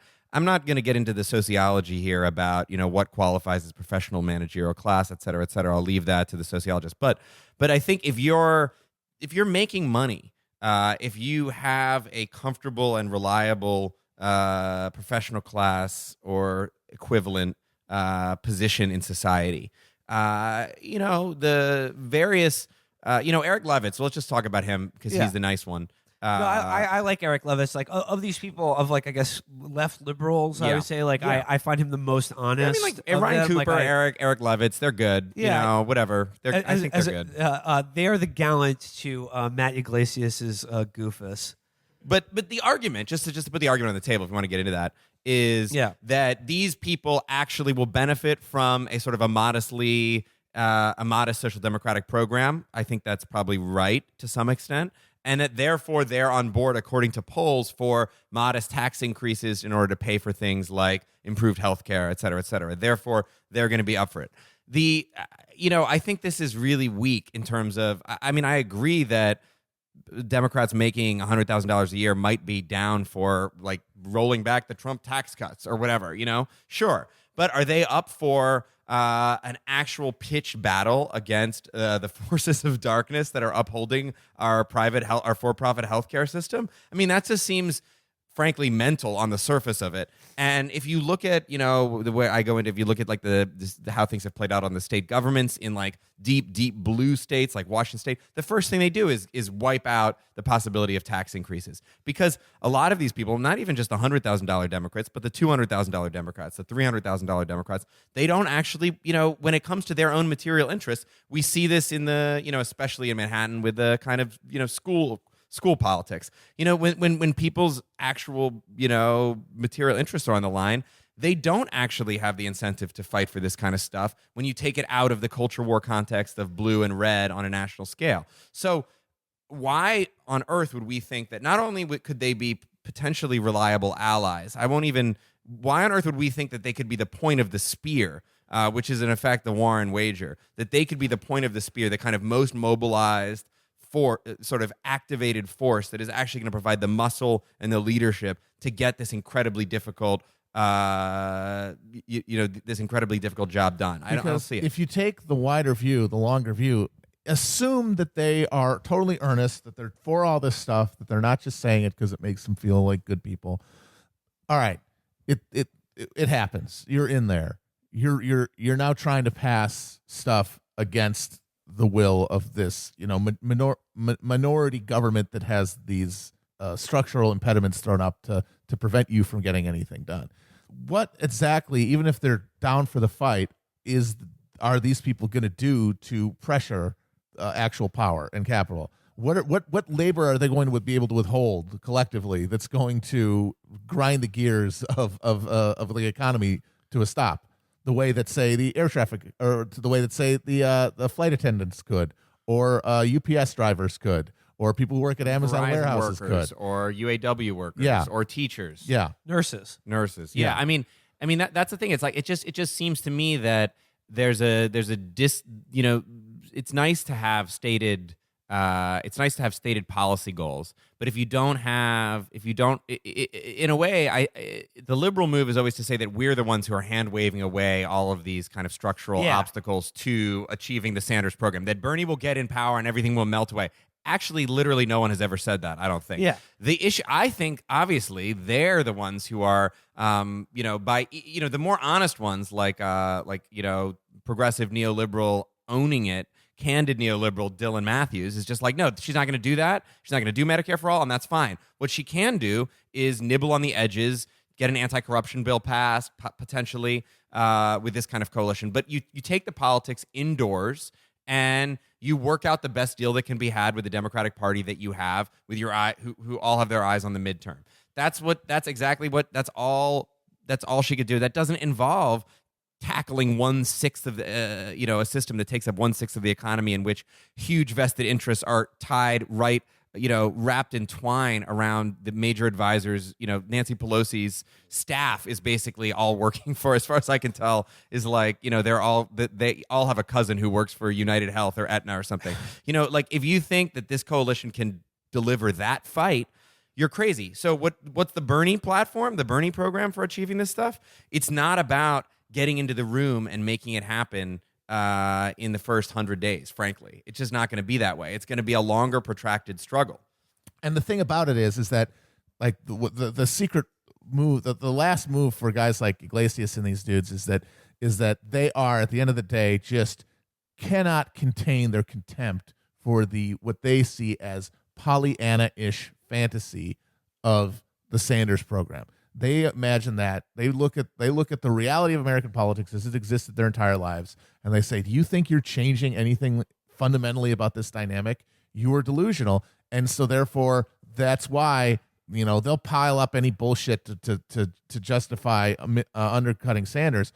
But at the end of the day, a lot of it boils down to their wonkish contempt for anyone who would attempt to reconfigure something that in their minds is eternal. But what I would say to them is, you know what? There's no guarantee that it would work. Bernie could get in there and it could be a failure. I don't know. None of us know yet. But what we do know, and this is not to be argued, and not a single one of these motherfuckers has ever been able to argue against this point, is that the current system, assuming the current coalitions, assuming the current dynamic between the parties, and going forward with it, will, by definition, not change anything, and will only lead us to a fucking apocalypse. I don't want to derail this conversation too much, but this is actually reminding me of what may have actually been the most black-pilled thing we heard in Iowa, which is one of the lower-tier guys going up and saying, if you elect me and get me in the White House, you will never think about me again. Michael Bennett said Michael that. Bennett said that. And you're going to not even know who's president. It just like, that is the idea, is like you get a guy who's hard like boy. Nice in there. No, that's and then it disappears. Politics disappears. He's running to be the captain of the Titanic. Yeah. Like, I'm going to show up at the cabin for meals, and I'll say hi to everybody, and I'll shake hands with the kids, and then you won't hear from me until the fucking boat is in the water. Well, and that is the promise made explicit, that under this program, this center program, nothing will ever happen, and nothing can happen. The thing is, we know we're in an unsustainable course. So if nothing happens, then it's all going to go away anyway. Right. There is no stability in your stable two-party system. However, at best, it's Thatcherism. At best, and at worst, it's actually making, which is at least an ideologically coherent program. There is no alternative. And at worst, it's a kind of just literally, a deeper failure of kind of making the limits of your imagination your political credo, which is just unimaginable to me anyway. I mean, shit, as long as we're talking about why the fuck not? Matt Yglesias is like the perfect example of this type of person, because he is someone who has spent his entire career contemptuously and smugly punching left and like trolling the left as this kind of wonkish contrarian. And now, we should be really clear, he started out by being a 100% war blogger, war on terror, clash of civilizations, Islam versus the West, let's topple Saddam, let's topple Iran, let's just do it. His role model, his expressed role model when he first started blogging was fucking Glenn Reynolds, the Instapundit. Yeah, he got put on by getting the coveted Instapundit link. Longtime listeners of the show will remember who Glenn Reynolds is. He's disappeared from public consciousness now, but thank God. Before Twitter and social media, he was one of the original blog hawks and is a literal genocidal madman. But what's so funny about Yglesias is he spent his whole career punching left, but the thing is, to maintain a purchase on a liberal audience, he keeps having to apologize for past fuck-ups, the Iraq War, or maybe slightly less dramatically, different countries have different standards of safety, and that's okay. After a factory collapse in Indonesia killed Bangladesh killed 300 people. 3,000 people. Okay, 3,000. So he keeps having to like revise and like, sort of do these like disingenuous apologies for past positions to maintain his purchase on a liberal audience, but never sort of like cottons to the fact, or I'm sure he does personally, like internally, that like he's still shitting on the people who are always right and continue to be so. Yeah. And like the thing is now post 2016 that like all of these people, their perfect dream of Hillary Clinton was exposed as a total failure, and the real beneficiary of that election outside, Donald Trump and the fucking Republican Party was Bernie Sanders, who has now, as we're seeing in this 2020 campaign, completely shifted the conversation of like what is the acceptable policy, like what is the agenda for a Democrat running for a national office. So they're all pretending now that they're on board for all of that, but for some reason they have all of these concerns or caveats about Sanders and the people who support him in particular. And like they're still finding a way out of this. And I'm sorry, they've settled on Elizabeth Warren as the way to like untangle that knot for themselves and everyone else. Guys, I think can I go contrarian corner here for a minute? Yeah, let's do I think it. you guys are being a little too tough on Matthew Yglesias. Okay. As my grandfather would say, I think he's a gentleman and a scholar. And we've talked about early period Yglesias, the fierce, unfettered, uncucked, war blogger. But I think we shouldn't neglect middle period Iglesias of the sort of money box. Was this when he was a business expert? Yeah, the money box era Iglesias. I was actually reviewing the record, and I'm just from the sort of specifically sort of second Obama administration, Matt Iglesias. The author of such posts that we're going to be reading this stuff for years to come. Efficient markets hypothesis says America is poised for better tacos. I gotta say, he's kind of right. Tacos have gotten better. Why in America? I've noticed that. Yeah. Why Mario Monti is the Lieutenant Commander Data of the European Central Bank? Go off, King. Oh Go wow! off, King. He's actually the lore of the central bank. Why Obamacare exchange implementation is going to be the best political rollout since New York City's progressive upzoning. Okay, all right. I admit I'm amalgamating What a was few the one Iglesias about- headlines. he was Why is knockout- cocaine sold in metric units? Matt Iglesias wonders. Yeah, I was a victim of the knockout game. I was a victim of the knockout game. Yeah. Matt Iglesias was a victim of a knockout game on a quiet evening, leaving Meghan McArdle's house, friend of the show. As one does. Privatized the U.S. Postal Service. Are hobbits human? Cities should sell land to the highest bidder.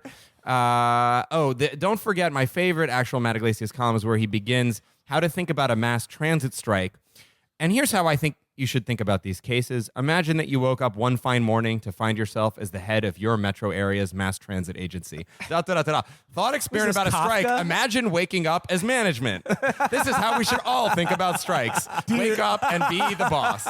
Dear Penthouse, I never thought this would happen to me, but I found myself in charge of a medium-sized mass transit system. 6 annoying things about Roy Rogers' new chorizo breakfast wrap. Damn. 6 things. Can he say that? That was September 17th, 2013. I mean, this was politics. You guys remember the blogosphere? Oh, sure. Oh, This yeah. was the golden age. I mean, and this is, I think we're going to have more of this to come potentially in the doldrums of a think second Warren my administration. all-time favorite Yglesias idea was they should auction off restaurant reservations to the highest bidder, because it's not fair. What if people want it more? They should be able to express their preference by being willing to pay for it. We need to deregulate barbershops. yeah. And that will improve pizza quality in upzone neighborhoods. I never get what that's sort of like the urban answer to learn to code is, well, just deregulate all of like the home businesses so everyone can be a bartender, or I mean everybody can be a barber, everybody can do nails. It's like, well, if everybody can do nails and everybody's a bartender, then it's not going to cost anything. But like I've seen Iglesias like say recently, like, I'd be fine with Sanders as president. I'm rooting for the guy. Like, what does it say to you? He just hates you, Will. Yeah, well, yeah. No shit. Yeah, good. I'm glad. But like, what does it say to you that like people like Matty and his ilk are pretending to be on board for this. Or like, like I know he got pissed at you for the article. He just kept going off to be like, I'm not going to pretend I'm not mad. I am mad. Like, Matt Karp, badly misstated my argument. So like, Matt Yglesias. Yeah. What was his bone of contention with this article? I mean, I actually can't remember because I don't know. I was blocked. It's actually amazing. He was a Kafka-esque experience to be sort of realize that you're absorbing insults from some kind of like distant account that is like constantly showing up as like you're not allowed to see this tweet or whatever. This tweet is hidden, and people are just telling me in like sort of indirect ways like, oh, Matt Yglesias just came after you. Oh, and I'm like, how do I even anyway, whatever. I'm obviously a Twitter virgin because I don't have an alt. I'm not able to sort of, so I still don't actually know the substance of some of his critique. I don't think there was much. I don't think he read it, to be honest. I think he said something like, this Jacobin two-step, blah, blah, blah, like Bernie will magically make healthcare appear or whatever, which is not the argument. For people like Matty, like there's a whole cohort of them now.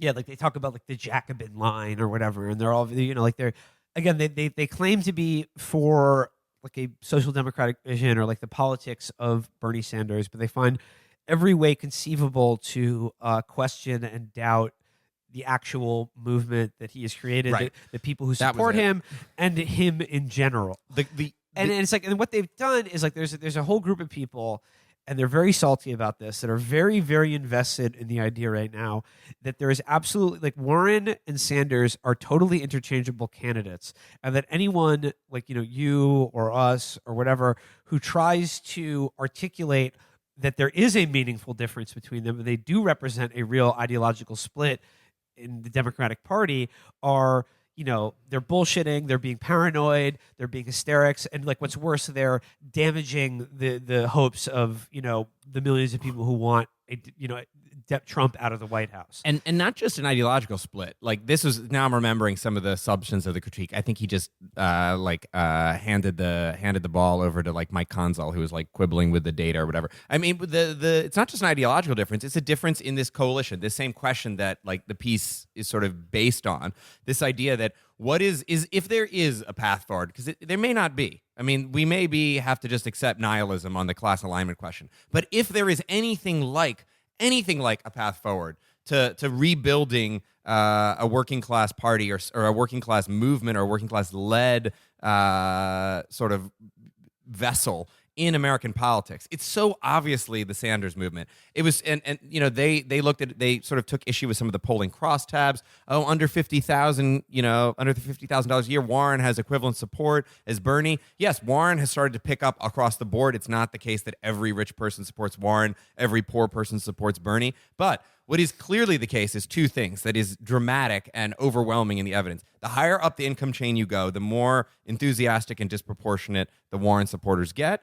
And among low income people and working class people who are engaged at all in the politics, Bernie is A, disproportionately stronger, B, has the support of not just potential voters, but donors, volunteers, people getting involved in the democratic process. It was actually really wonderful how right after this came out, we stumbled at the Twitter sort of discovered that database where you could sort of measure the individual job occupations of donors to the campaign. And you just saw all these sort of ridiculous numbers where, Bernie has of the, Bernie's overwhelming support from teachers, nurses, retail workers, drivers, bartenders, all the way down the line. Nothing like that comparable to Elizabeth Warren. Usually 2, 3, 4, 5, 8 times as much of the support. So the idea that there's anything like, and even Consul had to be like, well, yeah, Bernie does have overwhelmingly larger support a much larger support among blue collar workers. It's just, that's what we're talking about, an activated working class, not just a working class that will show up and vote Democrat because the alternative is fascism. What we're talking about is a working class movement of people in a lot of occupations who aren't comfortable, affluent, six-figure Democrats getting engaged in this process and trying to move the ball for their own material interests. That's the only way forward. And to pretend that there's not a difference going on here between Bernie and literally every other candidate, Warren included, whose numbers look just like Buttigieg's on this front, is either blindness or actual just mendacity. My favorite thing on the jobs and professions question was that on the top for Elizabeth Warren was both psychologists and psychiatrists. Yeah. And I saw someone being like, well, what do they know that we don't? You know? No, Like, as what I do said they- on Twitter, she is killing it among characters in New Yorker cartoons. Number one choice. I would want my therapist to be a Yang Gang guy. I feel like he would give me the unvarnished, automated truth. You want a doomer listening to fucking Billie Eilish and just taking Percocets? I just think No, you're- Oh, you're you sa- fuck this shit, man. Well, no, he you're, drops you're, hard you're- truths, man. He tells American workers that they're going to be roboticized. Well, the therapists, I mean, like they have reason to because they're going to be replaced by like Voight Kampf machines. Like that profession is going to be automated too. Don't get it twisted. Let's take a closer look at the Klobuchar-mentum, the Kloboom, The Clobo. the Klobo. Clobo. This comes courtesy of Matt Yglesias at Vox. Of course it does. Amy Klobuchar deserves a closer look from electability-minded Democrats. Fuck off. Bernie is doing as well as anyone in the head-to-head. Shut the fuck up. I love following the Vox guys because it is so funny to watch them just like teeter-totter back and forth, trying to cover all their bases so that they can always look. They'll always smart. look right. Yes. They can always look right and smart and cool, Yep. but it's just like because they have a finger in every pot. it's all just one big Mexican standoff. It's like the last scene of Reservoir Dogs Yeah. if you were pointing two guns at your own head. It's so funny. All right, so. By the way, 2016 should have killed the notion of electability forever. Oh my god, yeah, It's like that was the number one argument for fucking Hillary was that we can't have a radical. She's more experienced. People will know her, and it led to her. Trump's too dangerous to not beat, and it fucking failed. So you know it doesn't mean anything because everyone who was convinced what it meant didn't know. So here's Matty. He goes, over the past year, I've heard from lots of Democrats who say they're primarily interested in beating President Donald Trump. And if that is sincerely is your interest, I'm sincerely, interested in breathing every day and drinking liquid, eating food. and if that is You sincerely, say you're interested in drinking liquid, but I've seen you do it. You're a tyro. if that This is is a man's game, Matt. Not for children. I can drink any kind of liquid you want, buddy. Yeah, I got a liquid. all right, for you. yeah, you want to go to the bathroom real quick? No, thank you. And if that sincerely is your interest, I hope you saw Senator Amy Klobuchar of Minnesota on the debate stage Thursday night. In the earlier rounds, Klobuchar tended to get lost among other middle-of-the-pack candidates. She doesn't have a goofy outsider message like entrepreneur Andrew Yang or billionaire Tom Steyer or House Representative Tulsi Gabbard. Doesn't have the comic effect of Tom Steyer. What is the goofy outsider fucking appeal of Tom Steyer? I'm a billionaire. I divorced my wife and I have nothing else to do. No clue. This is the billionaire equivalent of buying a sports no, car. Here's a better line though. And she doesn't have a particularly distinctive ideological take. Yes, she does. Well, yeah, she absolutely does. She does. It is there on the alternative. Yeah. She is Thatcher reborn. Like this is the neoliberal capitalist realist president. It will never change. No, the distinctively ideological take that she has is the one shared by Matt Yglesias and Of the course. staff of Fox. But she's done well enough in polls. I think she's at 4% now. 4%. And fundraising to outlast the likes of Beto O'Rourke, Montana Governor Steve Bullock, who's Oh, the other no. guy that all the Vox guys were like, why isn't he getting a fairer shake or a better look?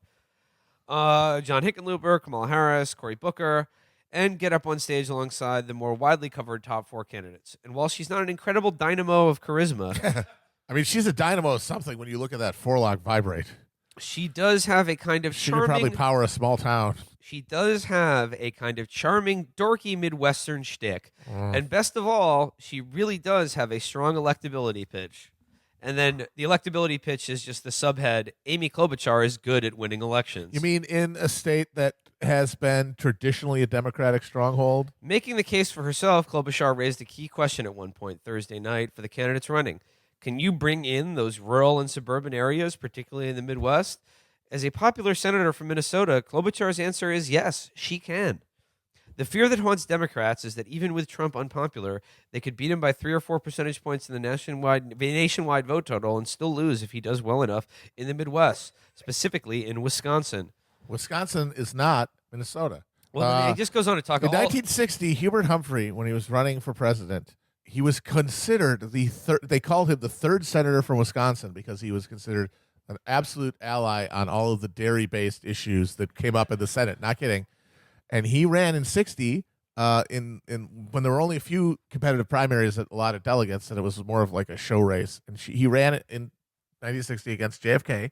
There's a great documentary about it called Election. It's short, very, very interesting. And he fucking lost. He got owned by JFK. In Wisconsin? Yes. Why? Well, because there's a lot of Catholics in Milwaukee. He was younger, vigorous, celebrity factor. Who knows? There's not a lot of granular voting data about that era, or polling data. Oh. But yeah, the idea that they're going to inherently back you just because you're from the Midwest. It's like, we hate Vikings fans. No, I mean, they set them on fire sometimes. Yeah, you all hate each other. Yeah, every Midwestern state hates the one. I'm not even going to read. You know what this is? This is the same article that appears every 4 years when they drag out someone from the Rocky Mountain West or some fucking flannel millionaire from Wisconsin or Ohio or something like that, and say, "This is it. This is the white people whisperer." Yeah, no, it's the Tiger Rock for The Simpsons. All of these electability things are just cargo cult, like superstition.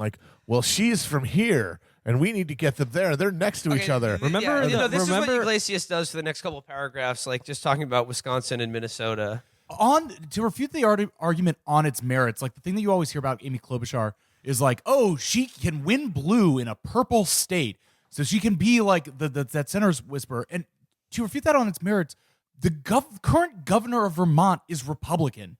Vermont is beloved there. Vermont is held out as this left liberal bastion, but it is the same as the rest of America, a crazy grab bag of people with very divergent beliefs. Bernie defeated a Republican for the House seat. Yeah, and so you could just as easily say that Bernie has a record of winning statewide elections in a purple state. Well, the thing is, Minnesota has also not elected not voted for a Republican at the presidential level since, I believe, 1980.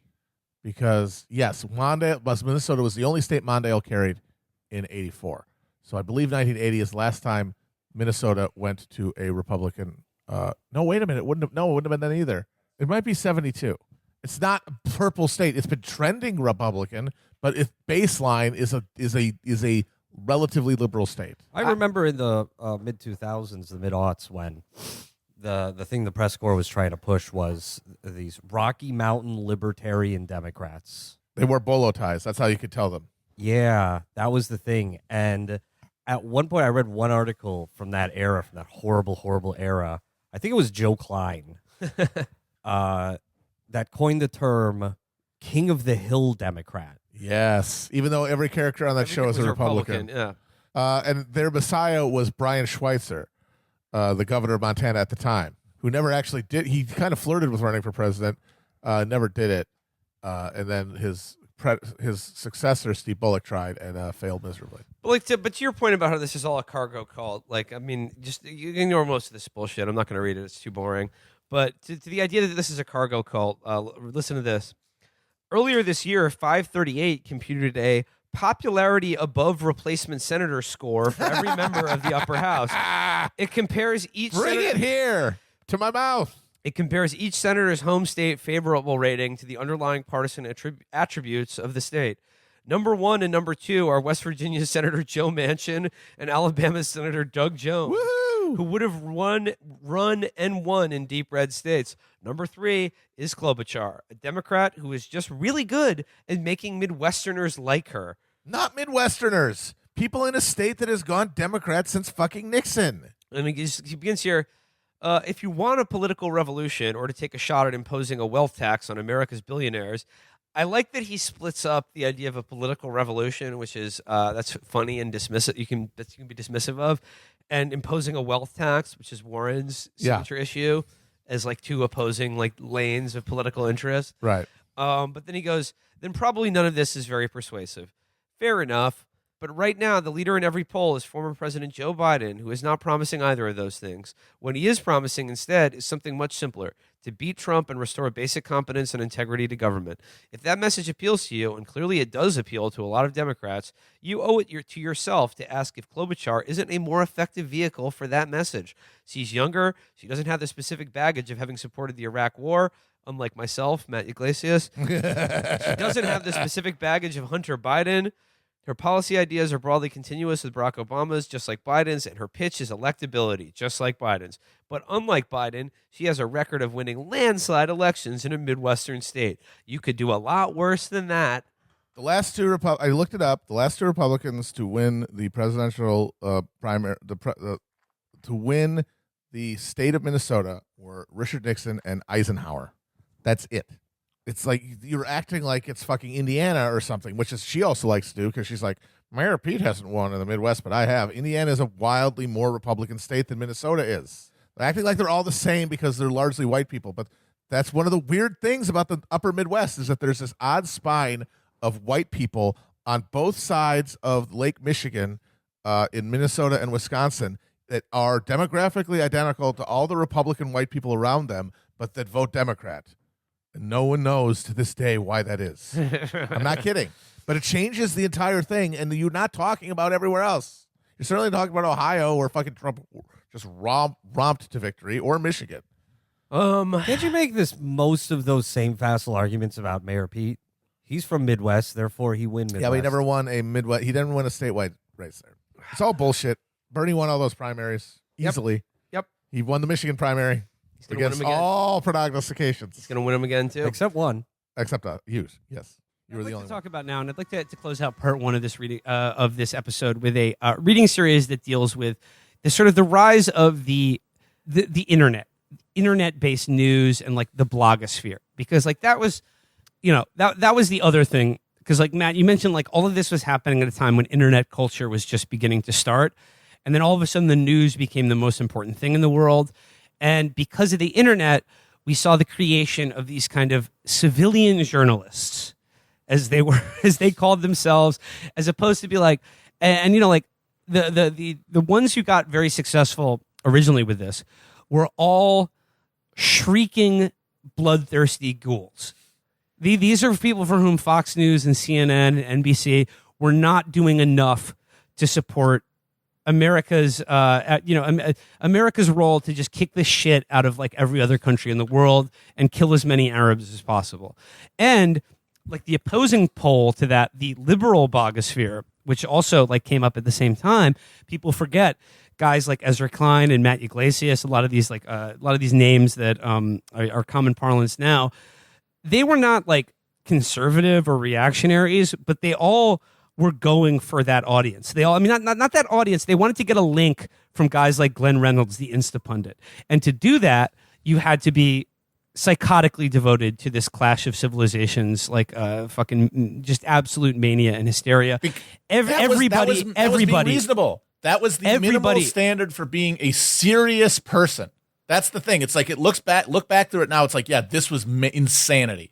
This was taking a thing that happened and turning it into an existential threat in a way that made no logical sense, making it the pole of all foreign and domestic policy in a way that was just wildly out of proportion. But believing that was the minimum requirement to be considered a serious person. If you did not accept that, all those assumptions, you could just be safely written off. And so for a lot of these guys, no matter what they thought about it, that was the incentive. They had to give homage to this point of view, or else they couldn't be accepted as a rational interlocutor. And for guys like, Matty and Ezra, like I'm sure they feel embarrassed about it now, but it worked for them. They're fucking millionaires off this. They juiced it harder than anyone else. If they had said, "Hey, maybe we shouldn't do this shit," they wouldn't have been funneled through the take shoot to become August Men of Letters. They would have been written off as cranks. And like, yeah, exactly. Go hang out with Janine Garofalo. And yeah, like they wanted to get like linked to by like the big boys. That's how you come up. And by big boys, I mean here, I'm thinking of one guy I mentioned, Instapundit, who like heretofore was this like law professor based out of Tennessee, whose most of his like writing and intellectual output was based on like his idea about how feasible it would be to upload his brain into a computer and live forever, and then also about sex bots as well. But it's just like this. A libertarian techno-futurist who really rose to the moment and became just in one sentence, like hyperlinks would just be like advocating genocide in the Middle East. and he became a serious thinker. That is something that we've completely memory hold. Just how okay it was to say we need to kill 10% of all Muslims in the world to send a message. Howard Stern said that after 9/11. He said we should nuke one random Arab city. Yeah. No, this was totally okay for a pretty long time. Until the 2010s, this was where you could be a mainstream person and say this and really not get that many consequences for saying it. But okay, so I've for my reading series here.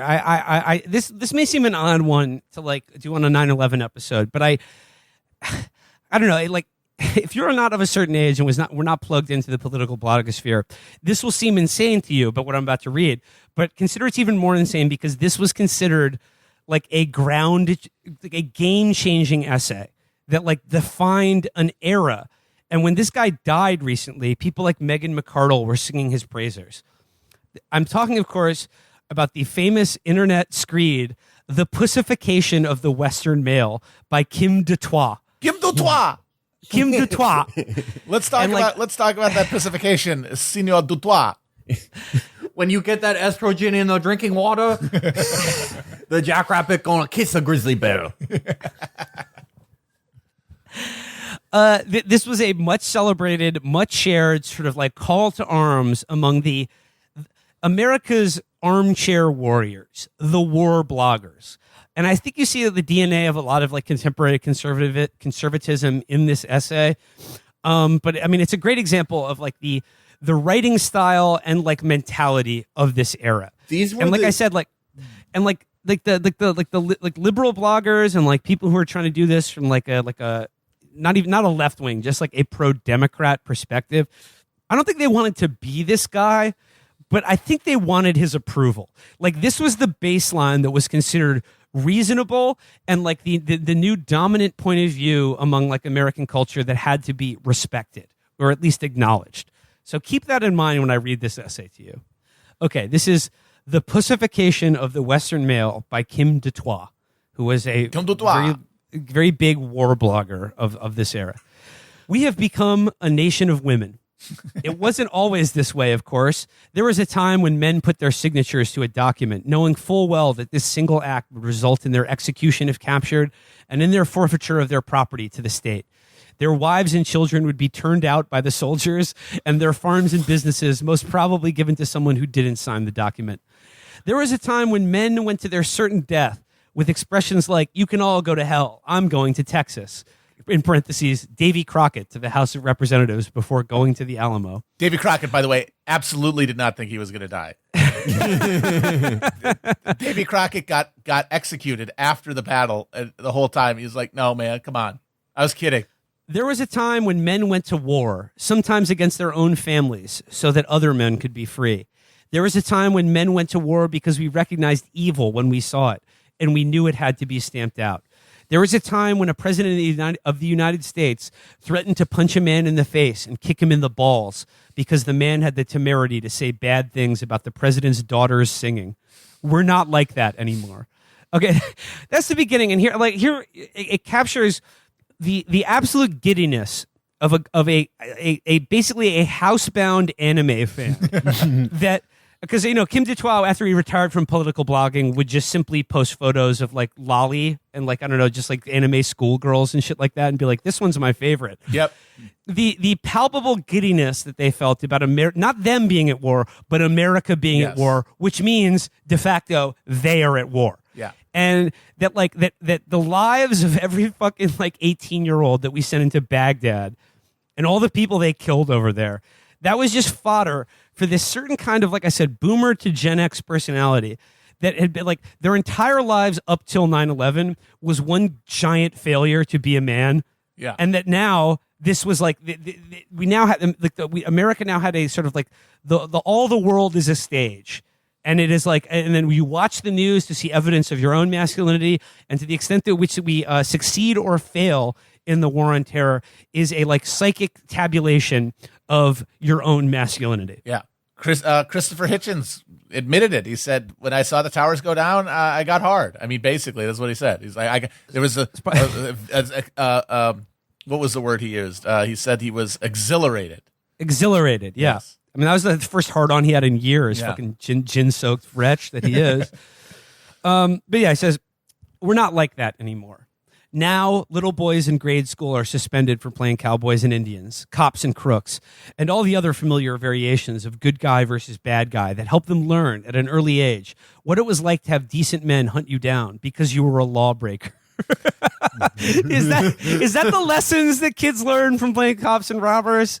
I mean, I always like to be the robber. I root for the bad guy. So does Kim Dutois. Yeah. Now men are taught that violence is bad. That when a thief breaks into your house or threatens you in the street, that the proper way to deal with this is to give him what he wants instead of taking a horsewhip to the rascal or shooting him dead where he stands. Just look up an image of Kim Dutois when you're reading this. The idea that this guy has ever been the victim of or done violence to anyone in his life for any reason is laughable. It's insane. Kim Dutois kind of looks like he could be like Movie Bob's dad. Yes, he does.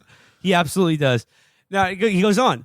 Now, men's fashion includes not a man dressed in a three-piece suit, but a tight sweater worn by a man with breasts. It's like, dude, you have tits. You got them realize titties, that, right? dude. He's got some sweat. He's got some tig holes. But, okay, see what I mean? Like, you can see the DNA of Trump in here because it's just like, it starts out like, we used to horsewhip cattle rustlers around these parts or just hang them high. And then he's like, fashion today is so messy. What happened to the three-piece suit? Why don't we... No stars. This is the genesis of Roman statue, guys. Happened in the embers of 9/11. Yeah. Now he says, now warning labels are indelibly etched into gun barrels, as though men have somehow forgotten that guns are dangerous things. Now, men are given Ritalin as little boys, so their natural aggressiveness, curiosity, and restlessness can be trolled instead of nurtured and directed. And finally, our president, who happens to have been a qualified fighter pilot, lands on an aircraft carrier wearing a flight suit and is immediately dismissed with words like swaggering, macho, and the favorite epithet of Euro girly men, cowboy. Of course he was bound to get that reaction, and most especially from the press in Europe, because of the process of male pussification over there is almost complete. How did we get to this? In the first instance, we have to understand that America is first and foremost a culture dominated by one figure, mother. It wasn't always so. There was a time when it was father who ruled the home, worked at his job, and voted. So you see the DNA of like the manosphere and kind of like incel, this idea that the most oppressive force in American life is the gynocracy. Yeah. It's mother. It's mother telling you to clean up your room. It's mother telling you to eat your vegetables, and that this has made America weak. And we must. And again, like the the people least suited to the task, we're now going to take up arms to rekindle patriarchal authority, sort of like a masculine vigor, sort of running roughshod and being brave and bold and spitting and shooting and chewing. Among a set of people who would get winded walking down a flight of stairs. He goes, in the 20th century, women became more and more involved in the body politic and in industry and in the media. And mostly, this has not been a good thing. When women got the vote, it was inevitable that the government was going to become more powerful, more intrusive, and more protective, because women are hardwired to treasure security more than uncertainty and danger. It was therefore inevitable that their feminine influence on politics was going to emphasize, lowercase s, social security.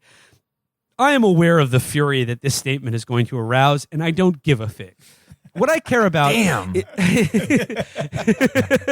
Not a single fig? Yeah, I'm in NORAD looking at like 8 screens.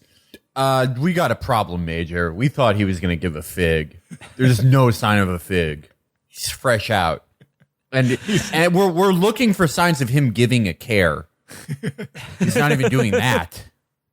This fat boy is crazy.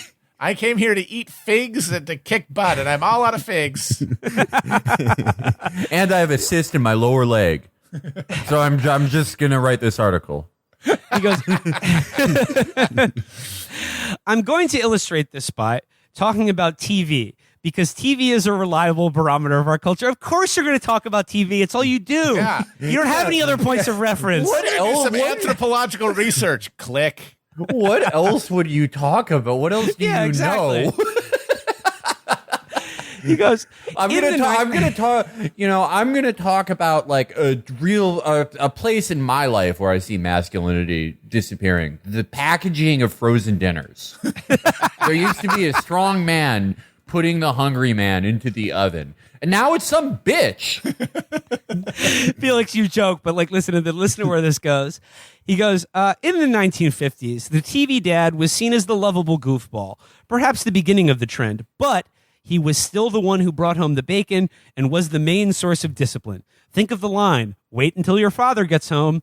From that, we went to this, the Cheerios TV ad. Oh my God. And he goes, these guys haven't gotten a new act in like 30 years. What the fuck? He goes, now, for those who haven't seen this piece of shit, and now here's just another thing I'd like to point out about Kim Tatois. He cusses in this article, but he misspells the cuss words. He spells shit here Schit. He's sort of like the Zodiac killer. I mean, I don't know. Like, so like apparently, actually writing a curse word is too rough and tumble and masculine for him because he can't bring himself to just write shit. He has to sort of like. He's like, I don't know. What if this is a family blog? Kids come here to learn horrific bloodlust. I don't want them to be exposed to bad language. Now, for those of you who haven't seen this piece of shit, I'm going to go over it from memory because it epitomizes everything I hate about the campaign to pussify men. The scene opens at the morning breakfast table where the two kids are sitting with dad at the table while mom prepares the stuff on the kitchen counter. The dialogue goes something like this. Little girl, note, not little boy. Daddy, why do we eat Cheerios? Dad, because they contain fiber and all sorts of stuff that's good for the heart. I eat it now because of that. Little girl, did you always eat stuff that was bad for your heart, Daddy? Dad, humorously, I did until I met your mother. Mother, not humorously. Daddy did a lot of stupid things before he met your mother. Now, every time I see that TV ad, I have to be restrained from shooting the TV with a .45 Colt. If you want a microcosm of how men have become less men, this is the perfect example. Kim, you're right. If you want an example about how men have become pussies, that previous sentence where a Cheerios ad makes you man enough to shoot your television with a gun is a perfect example of the phenomenon you're talking about. And guess what? Did you shoot your TV with a gun? No, Couldn't because even you do want to it. watch more TV. Yeah, exactly. How am I going to watch my programs if I shoot my TV? Okay, and he goes on to keep. Okay, he talks about TV for so long here. He goes. I goes. What Dad should have replied to Mommy's little dig. He's coming up with he's coming up with zingers that the dad in a TV commercial should have fucking clapped back with. Being such a bitch that you can't even do this for your own life. You can't even come up with comebacks for your own life.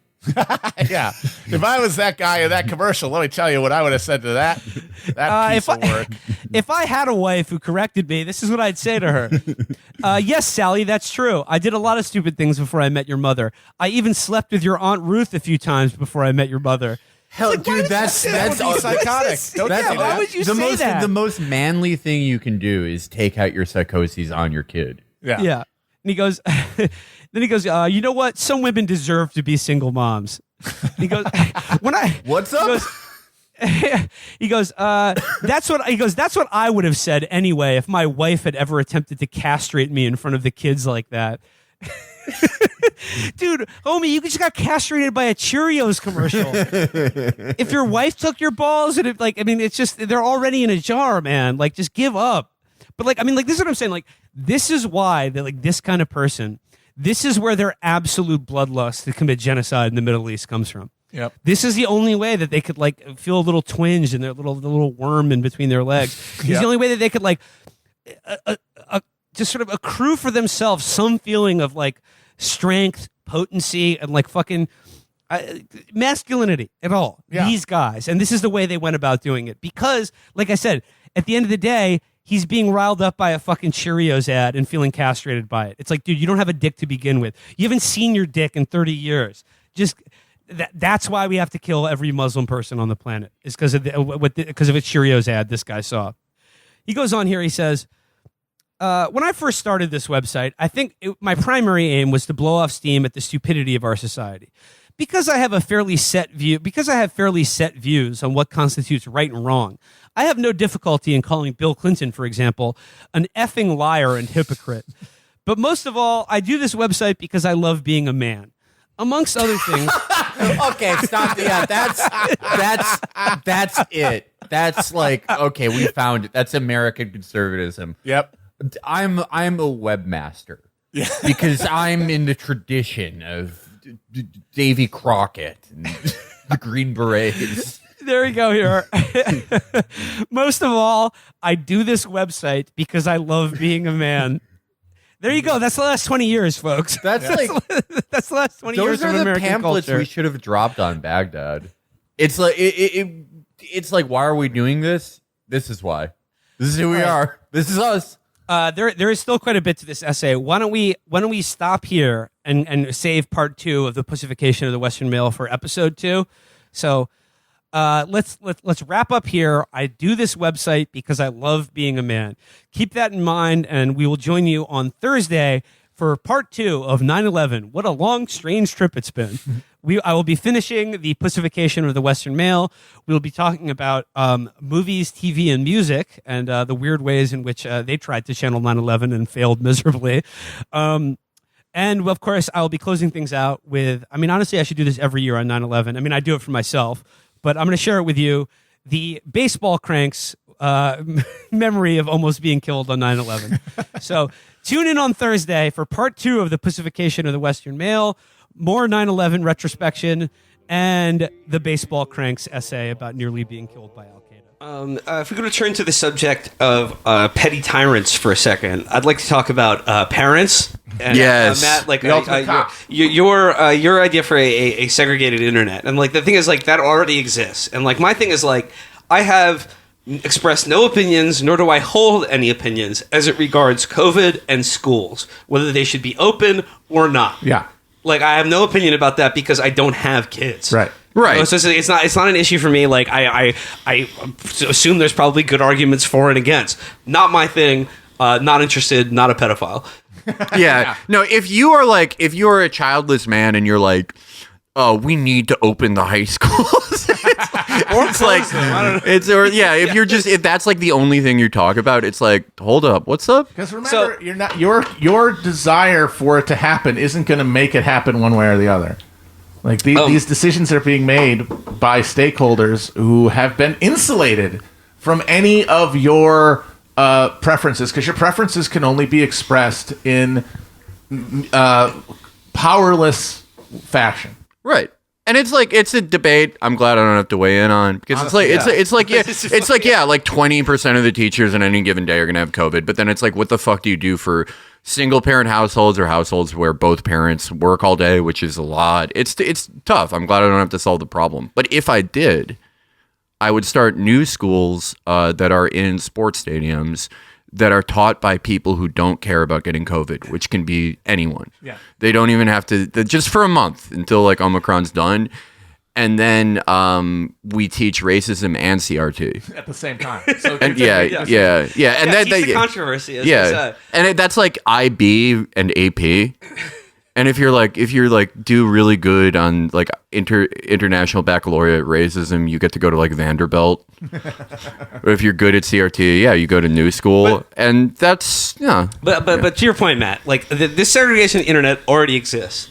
If you have children and are on Twitter, just keep it to yourself. If you want to talk about your kids, go to Facebook. As soon as you become parents, you should just move from Twitter to Facebook. Mm-hmm. Now, here's what I'll say though. The core, a certain core of the petty tyrants I'm talking about, the media moms and dads who are, for instance, Jonathan Chait today in New York Magazine compared the decision to keep schools closed as long as they were to the decision to invade Iraq.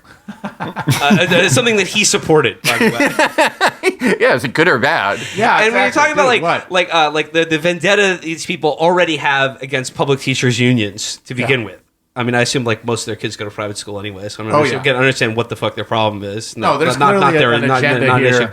Like that's the thing. I mean, Jonathan Chait's wife works for a charter school corporation, right? But like, my point is, whether it's Jonathan Chait or Matt Yglesias or like the really the parents of this class of people who are really want schools to be open, even though they already have jobs that are essentially work from home jobs that are essentially you could parent all day and work all day, no problem. Yeah, you send a couple emails, write an article, you could homeschool your kids and still be making bank the way they do.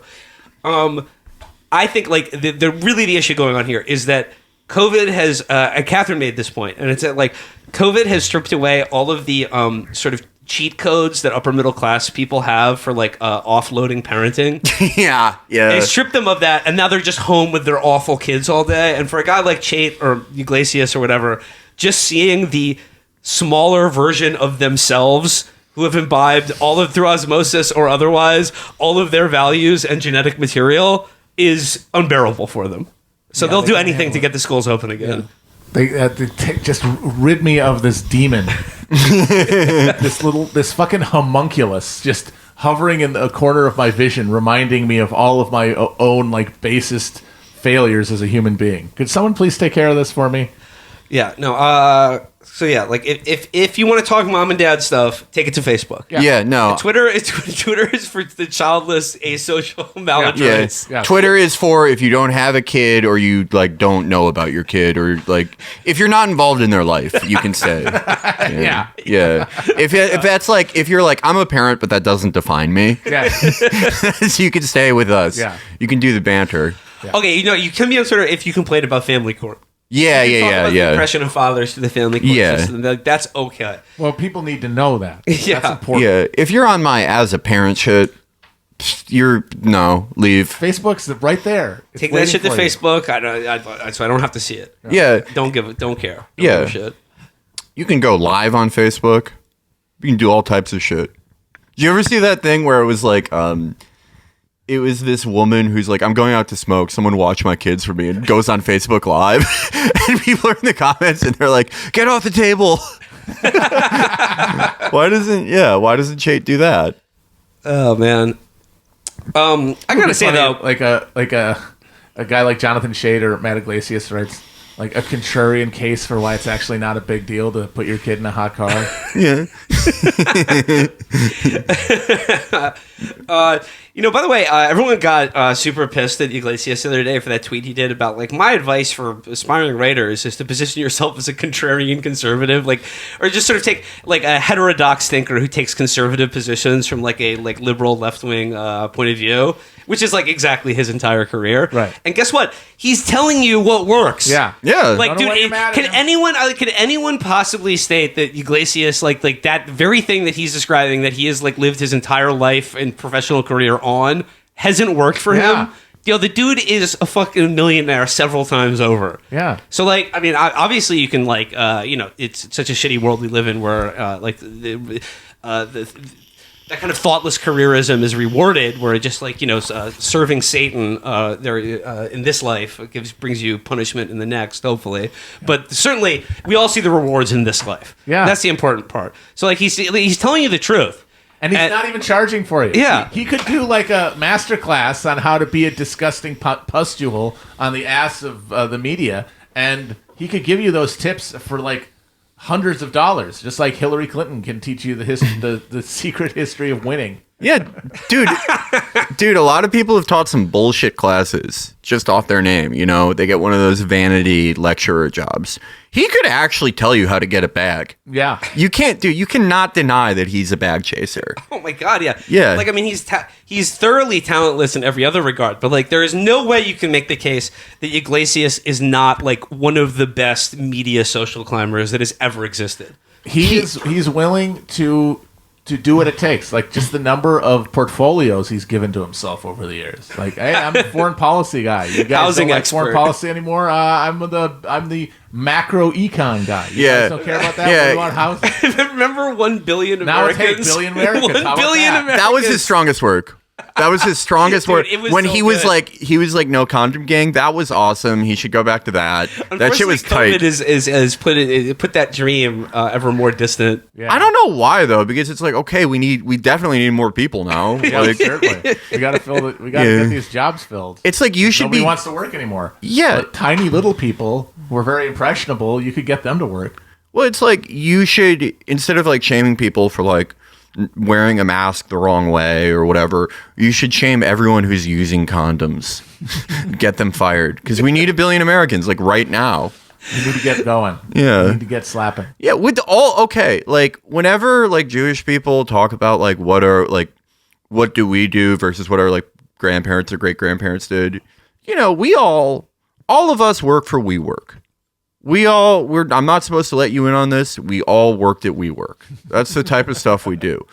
You know what our grandparents and great grandparents did? They're like, oh, he like took a canoe from Russia and then he found a bunch of rocks and walked to Omaha to start a rock store and became middle class. And that's literally what my great grandparents on my dad's side of the family exactly came from Russia. Exactly. And then like there was like out of all the brothers, like one of them tried to start a collective dairy farm in upstate New York. Yeah.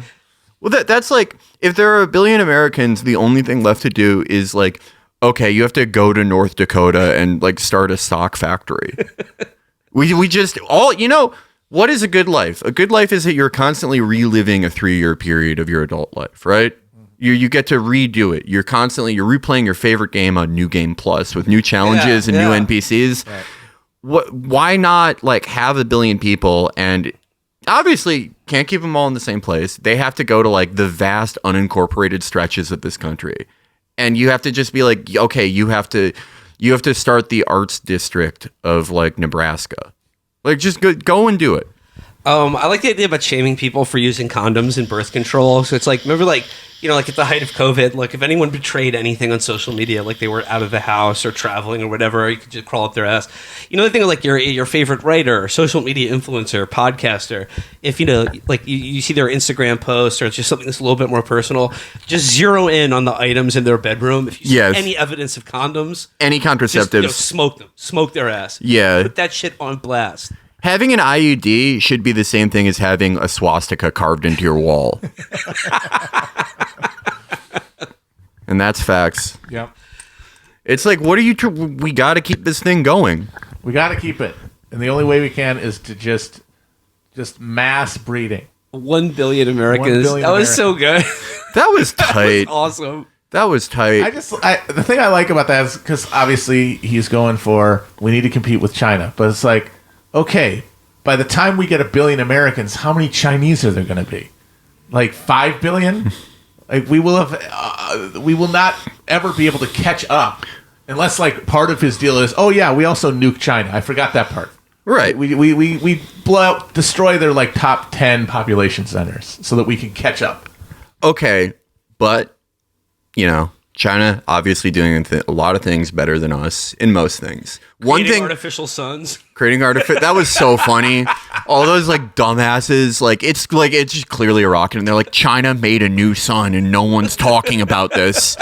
A sun. Fucking like, our sun is. How fucking stupid do you have to be to like see a bunch of people standing around a beach looking at like a bright flash and be like, oh, it's obvious they created a new sun. Yep, they did a sun. How fucking dumb do you have to be?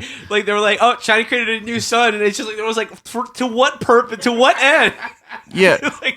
What? Like, oh my! Like, it's amazing. I saw Dan Levy from Schitt's Creek post about it, and it's like, I'm a free speech fundamentalist, but I think actors should not be allowed to touch anything resembling news. The thing he saw that he was co-tweeting was from something called rapnews.tv. And even that's like too much for him. That's like too stupid. He like is trying to create a new Cold War because of rapnews.tv.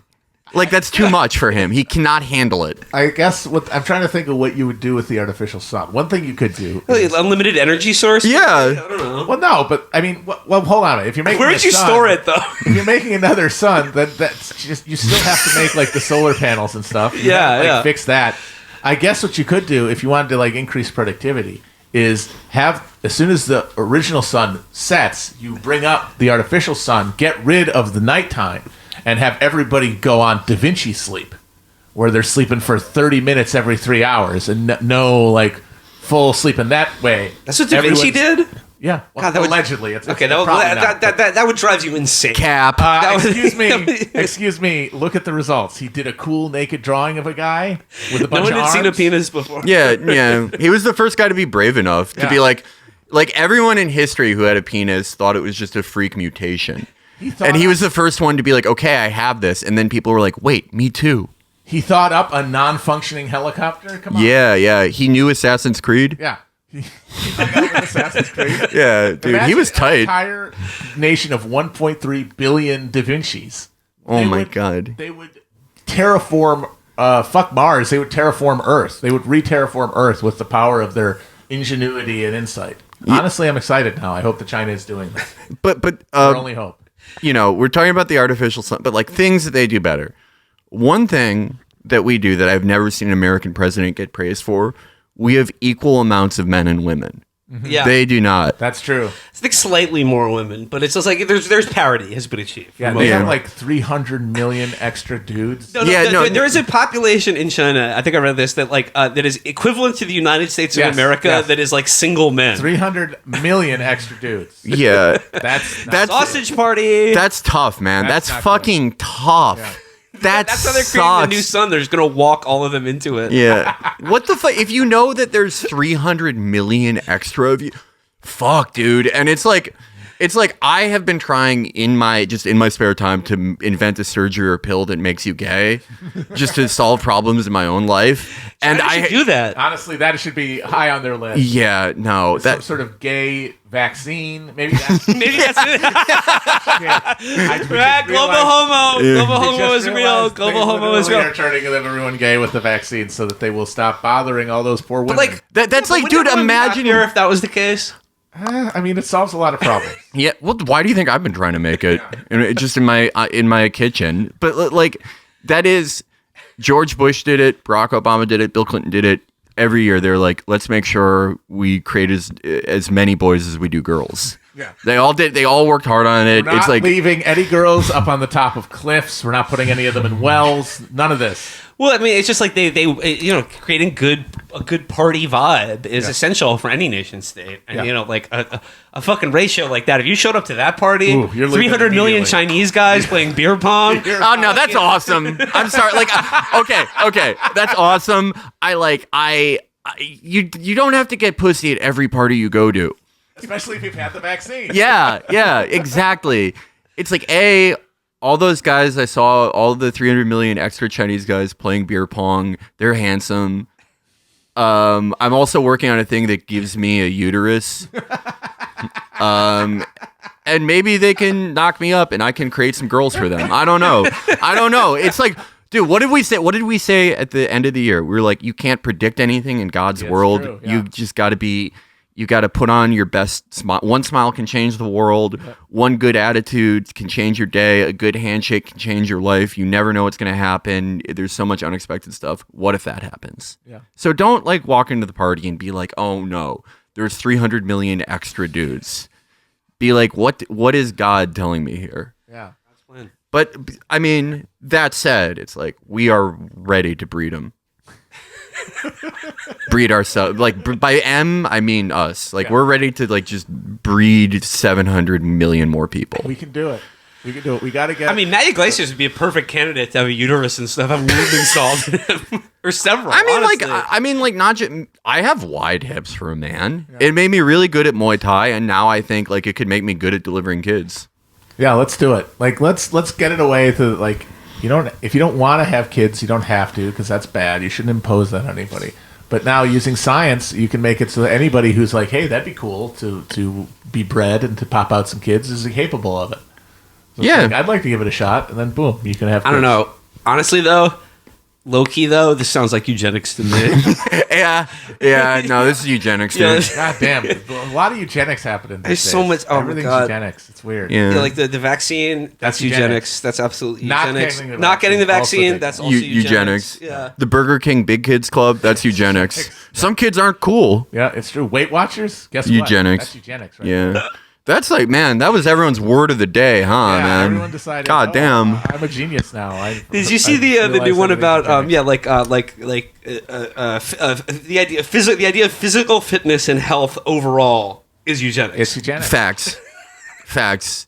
Curves gyms, like those are basically like little Bergen-Belsens. I heard that the leg press is made out of human skin. It just, I don't know, yeah. Would you like Arbeit mock fries with that? But once again, it's like the tip of the eugenics thing. It's all people who don't have kids that are complaining about this shit. It's just it's like you are actually, you know what? By making the decision by self-selecting to your not own have kids, yeah. Guess what? You're doing eugenics. By self-selecting that your own genetic code will end with you. You're doing eugenics to yourself. Yep. That's the worst kind of eugenics. I did have a friend who was on this before anyone. Shout out to her.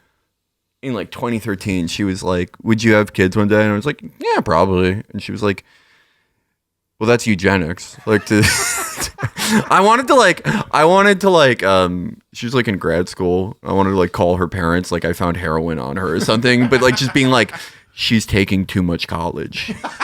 She's like overdosed on college. It's like not okay. I mean, people talk about Fent.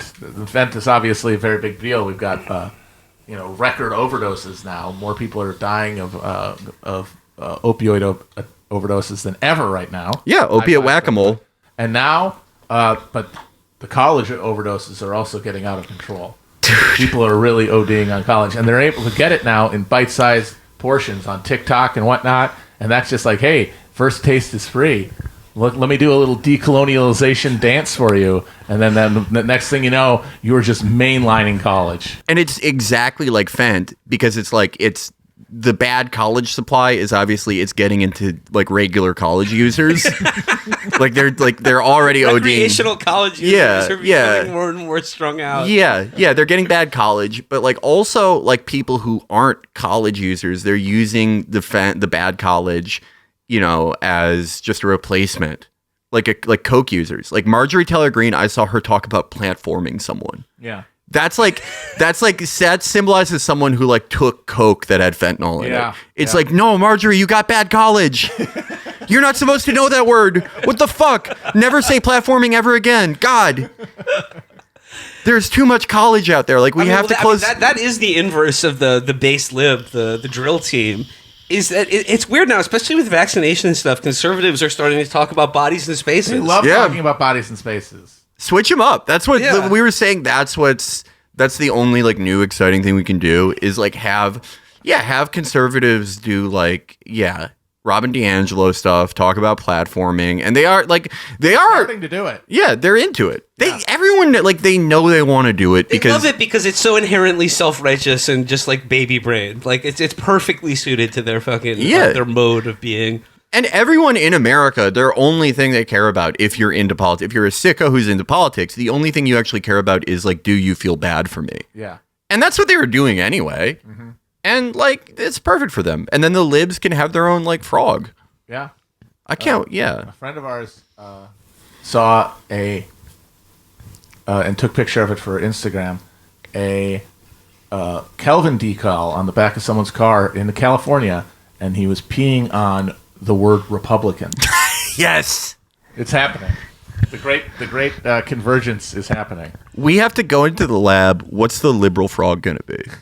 We've tried to figure out what the liberal frog should be before. I don't know if we ever settled on it's like we were saying earlier. Like you cannot know God's path. You just have to walk it. And like right. something, maybe it won't be a frog, but like something will be the equivalent of. So how about? I know I can't force it, and it's just like it's in God's hands, and maybe it won't even be a frog. Maybe they'll have like an ugly drawing of like an anteater, and they'll be like, "This is what we post when like a conservative dies," like whatever. What if though, if it's got to be a frog, Michigan J. Frog? Ooh, because he's in entertainment, and like liberals love entertainment. I mean, every American does, but like liberals are. They think that everyone they're like good guys. Yeah. Like. I think that would be a good liberal frog. If you're a base lib, start posting that guy. Yep. Every story of somebody getting owned, like the toddler shoots them with their own gun, or they didn't get vaccinated and they're on a ventilator. It's just a little gif of Michigan J. Frog walking past, doing the kicks. Yeah. That thing of like chasing American like baseline reactionary opinion, all that is just like trying to appear normal, right? Yes. Like you're chasing after like the baseline regular conservativeness of your average American in an attempt that hypothetically there's the perfect like blue collar normal guy out there, and you are the first like communist, anti-imperialist, whatever, who he's ever talked to who seems normal. That is a fantasy, because the thing that is making you not normal is not, you know, ultra leftism or idpol or like communism or whatever. It's the fact that you care about politics. That you are already a weird fucking leper by the virtue of how politically engaged you are, not your specific beliefs. You are already coming off like a freak because that is the type of person you are. Yeah, absolutely. I mean, it's clear too from like, because so they actually they didn't protest Facebook. The fucking Democratic Party is trying to do that too with was it popularism? Yeah. It's the exact same thing. Yeah. No, Gazi is just Matt Yglesias, but shorter and a different kind of weird looking. Like and also way more interesting. Yeah, way 100%. Yeah. Although if I would pay so much Hammer City ruble to see those two fuck. Just all out. I mean, so you know, it's amazing that the two biggest threats are both things where you have to give these people all your money and resources and power. Yeah. That it's AI and the sun blowing up. Yeah, because this is just like the Qataris or Elon Musk. It's all part of the same phenomenon of the wealthy becoming able to detach themselves completely from any structures of disciplining them, you know, towards any value beyond their specific mind. That's why they all either want to be immortal, literally, like the life extension guys that we're talking about, or they want to have a zillion kids because they think that their genes are going to then be panspermic and recolonize the entire galaxy. That's it. But it's the same as the apocalyptic religious drive. All of it is a fear of death, which is what happens when you have no consciousness of anyone outside yourself. Like nobody else but you is real. And that is how these people live. I mean, it's increasingly how we're all being like bred to live. But because of them being where they are and the lives they live, the disconnection, the profound disconnection that defines every moment of their life, they are completely detached. And also, I mean, I think another thing that should be underscored about long-termism and effective altruism is that no one, save for maybe this weirdo couple here, but the most prominent proponents of this philosophy don't believe it for a second, contra Matt Yglesias. I mean, Sam Bankrun Fraud even said as much. Yeah, he's like, yeah, that's all just window dressing. Oh, you mean the moral philosophy I was stumping for that basically says I should be allowed to make as much money as possible, without any guardrails or regulation, as quickly as possible, so I can save humanity 1 billion years in the future? Yeah. To learn that was all bullshit, and I was just what I was saying to rubes like fucking Matt Yglesias Substack authors. It's so. Oh, I love this. This is my. Yglesias thinks he's the smartest man on earth. And here he is taking just the most rube-like, just he looks like a cornpone hillbilly off the fucking turnip truck for having this guy go, I believe in effective altruism. And that means very light regulation for the crypto industry. And he's like, look, we have to take this guy seriously. His parents were moral consequentialist philosophers.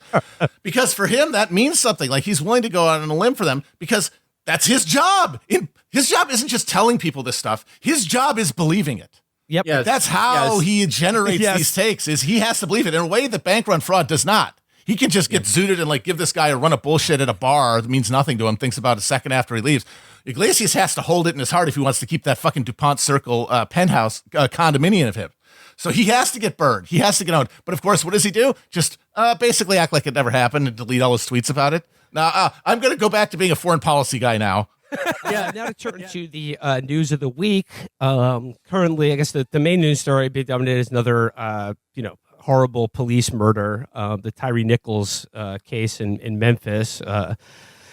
Members of the elite Memphis Scorpion unit beat a man to death and they've been charged with second-degree murder, but really, really bad. Wait a minute, the Scorpion unit did that? Yeah. That doesn't sound like them. I mean, it's just it seems it is indicative of like whether it's the Scorpion Gang or the Gun Trace Task Force or the Los Angeles County Sheriff's Department, who are just actual gangs. They give themselves gang names, and it's like this sort of new innovation in law enforcement where they give elite units, not special victims units, but special victim creating units that like basically act as death squads in quote unquote high crime areas, but. I mean, just the further indication that the police in this country, or at least the police in this country, are a gang. They behave like a gang, and we are all subject to them. But I just like to turn now. I mean, like, look, what are we going to do about the cops in this country? It's a terrible situation that we find ourselves in. But I want to bring our attention to one possible solution. Courtesy of one Matthew Yglesias, who over at his slow boring Substack this weekend, in response to the murder of Tyree Nichols, has a very good idea for how to reform law enforcement in this country. I'm just going to read from his. I'm not going to do the title because that would give it away. He just says, I mentioned in a mailbag, but I think part of the strategy for police reform in the United States should be a Police for America program modeled on the Teach for America.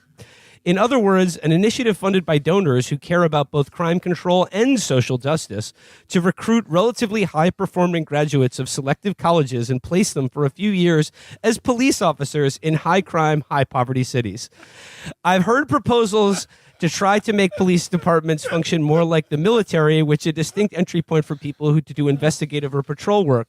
But while I think there's a certain logic to these proposals, that's not what I have in mind here. So Matt Yglesias is doing the Ivy League version of Police Academy Citizens on Patrol. So Ken Griffin, this is pretty straightforward. Ken Griffin and other people who fund Teach for America are now going to pay for a bunch of ambitious 23-year-olds, would-be Buttigieg's, to go around America to communities like Memphis and Jacksonville, places on the south side of Chicago, and tell suspects all about the situationists before they shoot them 78 times. I love the idea that there's the people, they're cops, or these donors. They love social justice, and they love stopping crime. Just like all those Teach for America donors who were very interested in something other than breaking teachers' unions. Like, that's not the only reason they fucking funded it in the first place. I don't think they really have the same interest in getting rid of police unions. I mean, maybe they do, they want to do like a cost cutting thing, but if they were to pull this off, that would really be all they would accomplish. Well, I think, although I do love the idea of a bunch of like little Harvard dorks showing up with their gun. I think it would go well. I like the idea. I like the idea of the shield, but exclusively with grad students. They blackmail Aceveda by showing him sleeping with an undergrad with a 3-year age gap. This is on you for the rest of your life. I think this is a couple things going on here. It's like one, Matt, you're right. I think Yglesias has sort of reverse engineered an effective strategy for defunding police unions, is replacing cops with grad students. Or I think it's also in his brain, I think he's just sort of like, oh, there are people who are interested in law enforcement and social justice, and no one who goes to Harvard could be evil. It's just the line about select universities. It's just like, was the Teach for America people. drawing for Best people. I mean, Teach for America, I kind of it's sort of what you do when you're below a Buttigieg level, when there are no McKinsey offers after you get out. That's sort of like, it's the last ditch effort for the ambitious but not intelligent. And also, like, these Teach for America jobs, like, they're not meant to be careers. Like, I mean, it's like, it's like jury duty. They do, I think, like, most of them do like 2 or 3 years at most. So, like, it could be a high turnover for cops under the Yglesias regime.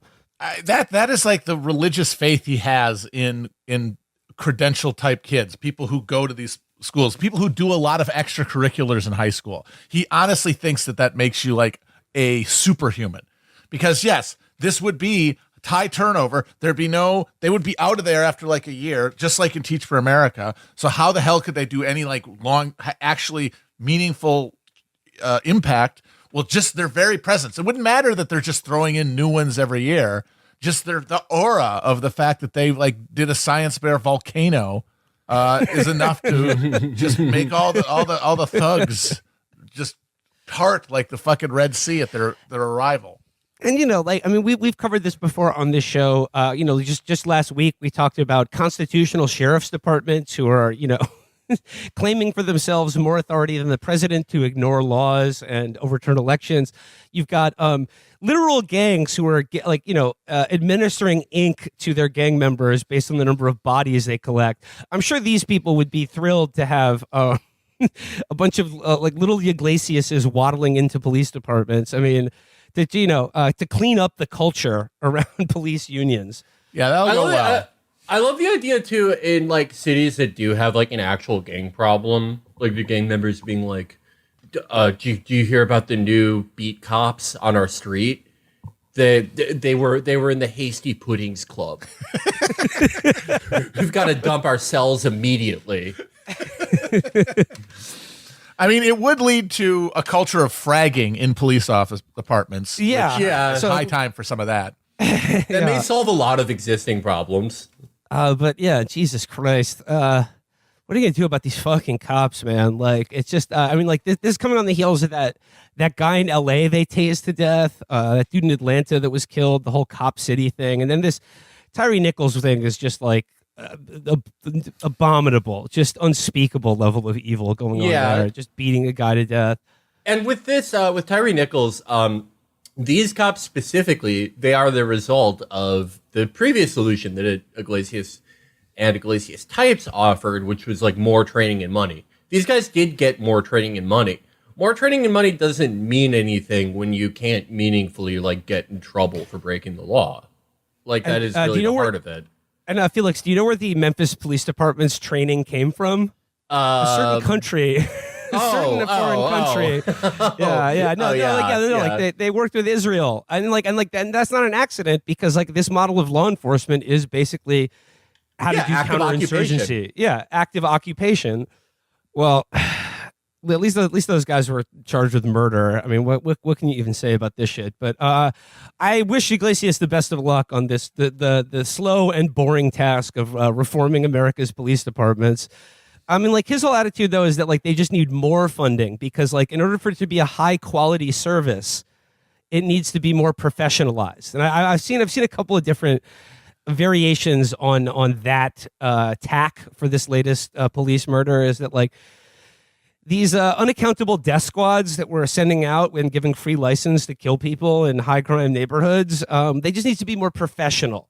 They should be a little less. I don't know. Have if you were skull paraphernalia on their unit, or I don't know, maybe they should try reading a book sometime. That's the thing, but those type of people don't want that job. They're not gonna accept that job. They don't want to do it.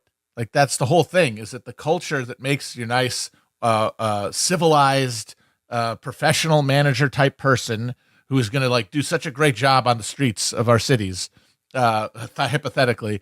They don't want to fucking have a gun and be in those and constantly be in conflict with people. Their entire professional culture is about diffusing and denying any actual conflict with another human being. That's why they created HR departments. You can't call in the HR supervisor when some guy is freaking out in front of a 7-Eleven and you got to deal with them. And that's your job. You have to actually deal with a conflict. No, I got my fucking degree so I can never have a conflict with another human being. That being said, though, I'd imagine for like, I don't know, let's just say some small potential cadre of Harvard philosophy majors who want to become, do like a rip and run Vic Mackey style shit on the streets of America's most dangerous neighborhoods. The thing is, though, like, it doesn't matter. In fact, like the education that you receive and the background that you come from, like I'm sure Matt thinks that would it certainly makes you less inclined to get a job in law enforcement. But I guarantee you that anyone who does get this job and then is given that level of authority would abuse it just as quickly, if not more viciously than other people from different backgrounds. Well, he wants Dalton from Roadhouse to become a cop. That's it. Be nice. But that guy, the thing about that guy is that he's not real. He's in a movie, and there basically has never been a guy like that. It's made up. I used to fuck guys like that in prison. I want you to remember. Oh, there was another. Oh, this is like last second stuff, but I gotta mention fucking my boy Matty Yglesias. Ooh, what's he been on about? So one of the obvious villains of on the Democratic side of the Democratic Party has been obviously Joe Manchin, who like left the party, and now he like wants to come back and run for president in the open convention. And Matty Yglesias said it's actually a brilliant idea, which is like how are these people getting paid for political analysis? What do these people believe in? Like that's what I want to know. Like what do they actually believe in? I don't think even they know. Yeah, no. Like why? What? Who would vote for Joe Manchin? Like I don't understand. Like I guess West Virginians, but that's it. Yeah. I mean, yeah, that's practically like winning California or Texas, so many votes. It would be a break from Biden. It would be something where it's like, this is different, completely different from what I think his numbers are lower than Bush after Katrina. I executive that fucking unpopular. It's at least different. It's a break, but no. I mean, I do want to give just a fraction of an ounce of sympathy to Kamala here, because it's okay. You can mispronounce her name now. No one cares. I had to look this. Just looked this up before we started recording. The week that Biden announced his re-election campaign, he had a 39% approval rating. Ooh. And I really do think that in the end, like this election, I also think Will's point is true, is that like this election was over the second Biden got the nomination, but specifically the second that he announced a re-election, I think that the election was basically the die was cast. Yeah. I mean, there was just no coming back from his sheer unpopularity. And as you said, she could have run whatever campaign you want. Our perfect campaign, Matt Yglesias' perfect campaign. I don't think that there is any way that any candidate could have come back from 18 months of Biden shuffling around at historic unpopularity. I think that's broadly true, but I do think that like a more competent campaign, something that had shades of like Obama 2012 or something, they would probably have retained the House. There probably would not have been as much of a drag on the down ballot in some states. The die may have been cast, but like, when you look at like when I opened up by saying that like we have to acknowledge that like whether you can argue with it, but Trump as a political figure is, like the greatest comeback story in American history and like is essentially, it is successful. It works. Okay. He's won 2 presidential elections and did the rare thing of like doing it in between presidential terms. The Grover Cleveland. The first Republican to, on this show, we think Bush stole Ohio. Bush lost 2 presidential elections. The first Republican to win a majority in the popular vote since I think Reagan. Yeah.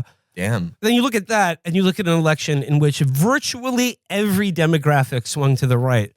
And I'm seeing like, a lot of commentary now on like, CNN or MSNBC where they're like, Kamala ran a perfect campaign. It's just like the country just was, she did everything right and there was nothing we could have done.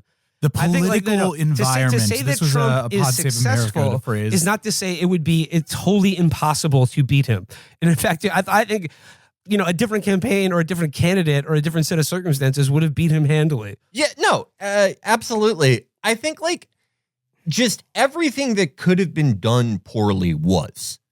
I always think about like the framing of immigration, right? And we've brought up about how ridiculous it is to call somebody an authoritarian, anti-democratic, and then agree with them on the most important issues of their entire platform. But my opponent is an authoritarian demographic, but we find common ground on the Lebensraum. But like the other thing is when you campaign not that long ago on like kids in cages and we're a nation of immigrants and all of this stuff, and then do a complete 180 to, this is Trump's border bill.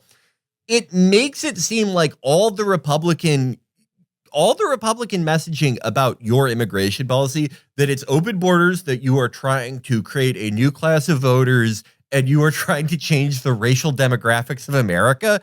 It makes it look like you got caught doing that, and now you're embarrassed. Oh, I'm sorry. You're right. Okay, I agree with you. Who is that going to win over? Well, that's what I mean by like, by like the conscious choice by this campaign to, like I said, to disempower, to insult, and in some cases, like, violently suppress their own base of like, progressive, liberal, young people, vulnerable minority groups. Like their choice to do that and replace them with moderate Republican voters. The Nikki Haley vote, which not just didn't work, but like what it does is it just gives voters permission to vote for the Republicans because if their policies are basically okay, then like, I guess they're not so evil. The thing that always sends the Republicans into a panic are like the traditional attacks on Republican candidates. They're going to cut Social Security. They're going to, they'll privatize this. The Obama 2008 and 2012 playbook. It's not going to win you every fucking election, but it's pretty fucking reliable just based on the fact that like the only answer Republicans seem to have for it is to like shove Rick Scott into a basement for 6 months every time it happens. To go back to like, to Israel and Gaza, and like in any of the roundups from like begrieved Democratic pundits today about what went wrong, I've done like a word search on all of them and couldn't find the word Gaza, Israel, Palestine, or war, or Ukraine in any of these sort of obituaries for their fucking failed presidential campaign. And you know what? Like, once again, you can say that like it wasn't a decisive factor, but what I think has been proven beyond a shadow of a doubt is that this Democratic Party, if given the choice between winning a presidential election and not supporting Israel, will choose losing every fucking time. I think it was Michael Judge of Death Around the Corner who said, it's not that they want to win. They want to win on their own terms, and they will sacrifice any election, any year for that. Because in the long run, that's more important to them than winning one presidential race or flipping the House or whatever. Because like the point is to remake remake the Democratic voter in this country into 1 billion Matt Yglesiases. And he's been really funny to watch. Yeah. Well, did you see his list of like here's like some common sense things for the Democratic Party going forward, and it's just like Matt, what did her campaign do wrong, in your opinion? I mean, that's the same thing of all like the knee jerk pundit on TV thing of being like, these Democrats, they need to throw out this woke stuff. And look at that Kamala campaign. What wokeness was in the Kamala campaign? You could make that argument with Kamala 2019. I won't call it 20. It did not make it to 2020. But, yeah, you can make that argument with that campaign. But you certainly could not here. I mean, she tried that playbook. She tried the David Shore playbook, who he was in charge of all their David Shore was in charge of $700 million of campaign funds. The article, I mean, like the head is, will Democrats let them do it? So, I mean, like this is what the Republicans are planning, like based on your reporting. Perhaps more relevant here is what the Democrats are planning to do about it, if anything. Because I mean, like, this would be something that, as you point out, would require them behaving basically as entirely as a bloc without any deviations in terms of a vote.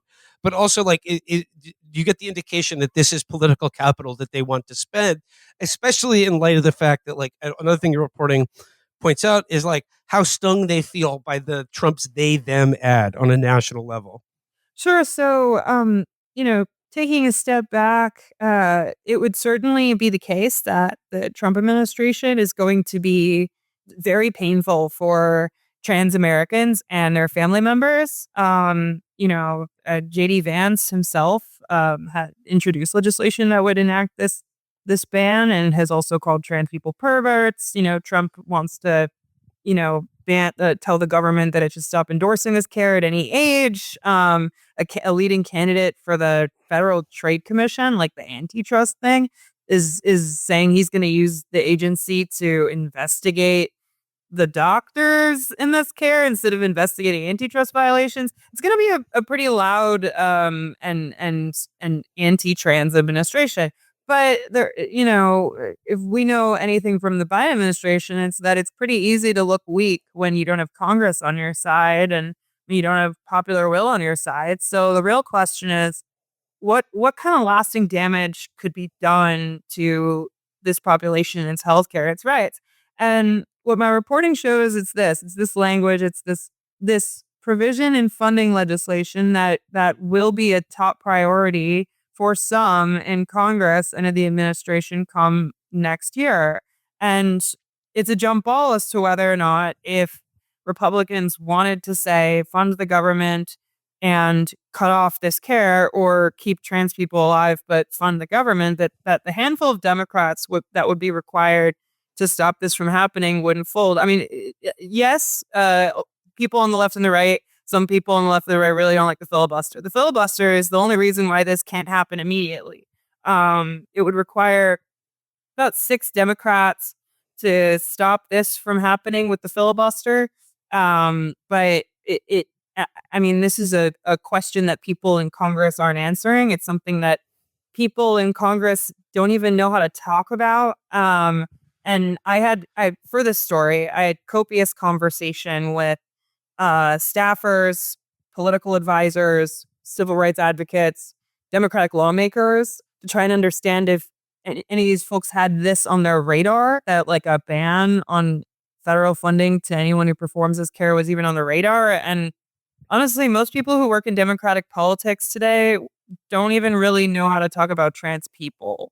Asking them to defend this population at this moment is like asking them to explain how to assemble an IKEA dresser without the map.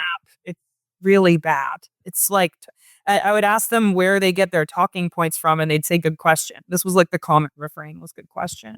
And yeah, I mean, I could go on and on. It's actually, I mean, I would recommend folks read the story because I don't like to represent folks' quotes outside of myself. But, the fact that you can get on the horn with one of the Pod Save America guys and he'll go, yeah, we should definitely stop this, but even I would admit we don't know how to talk about it, is a sign that folks are uncomfortable. And it helps explain, I think, why an ad that ran during football games occasionally is dominating so many pundits' minds because they don't know how to wrap their head around it. I mean, well, you say like when they don't know how to talk about it, or like they don't know where to get their talking points from. I mean, like I get my talking points from my brain. I just like decide what I feel about something, and then I talk about it. But like, I mean, where does that begin? I mean, what do you say? Like they don't know how to talk about it. Like, did they feel uncomfortable just even broaching the issue, or do they feel vulnerable? Like this is a political liability. Like if this were the rights of any other minority or group, even a relatively small minority group, wouldn't the sort of like, I don't know, like the template, isn't that there for like the defense of the rights of, ethnic, religious, and sexual minorities? Like, isn't the playbook written for this? Like what accounts for this perplexion on the Democratic Party's part about what to say and do? The fact they lost to Donald Trump again. So the day after the election, I pitched Rolling Stone as I was seeing that this narrative was calcifying in my region of the woods, which is, I live in DC, bless my heart.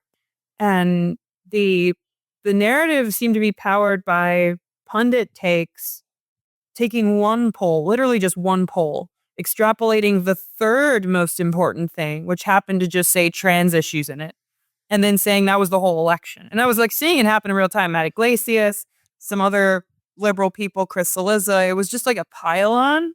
And I wanted to know if it actually mattered. I mean, I myself am trans, but I'll admit that even I understand if people get annoyed that I'm telling them what to say all the time. And I'm not going to sit here and say that I'm, I agree with them, but the trans community itself is not necessarily enjoying broad popular support right now. It wouldn't necessarily surprise me if some anti-trans rhetoric happened to actually sway the election. But the problem is that everyone in the Beltway that works in these circles started spinning up even before we had full election results. Like even before we had an understanding as to whether or not people who voted for Biden last time came out and voted for Trump this time. Like people didn't really have a frame of reference. The margin looked worse for Democrats than before. And honestly, it just felt like people were throwing us under the bus. So I wanted to know what was the worst thing that could possibly happen. And unfortunately, as this story publishes, I think we're at risk of going to that worst case scenario, which is that Democrats start to say that trans women aren't women and trans men aren't men. It's buried in the story, but at least one Democratic lawmaker in Texas, Vicente Gonzalez, is leaving the door open to voting to ban his own colleague, Sarah McBride, from the bathroom. And I think this is happening because if you lean on 40, 50, 60-year-olds who don't know any trans people to explain an issue like this without advice from their trusted people or from interest groups that have a lot of money, you're going to just wind up having these people say whatever thought is in their head, which is just like, well, I don't want boys in the girls' bathroom. Even if they don't even know what that means. Like they'll just say stuff like that. You're just kind of leaving these people to dictate the lives of this minority group based on their own whims or whatever's in their own hearts. That's a difficult place to be in without a public debate over the issue, right? Like it's asking Joe Schmo to just decide life or death for like 2% of the population.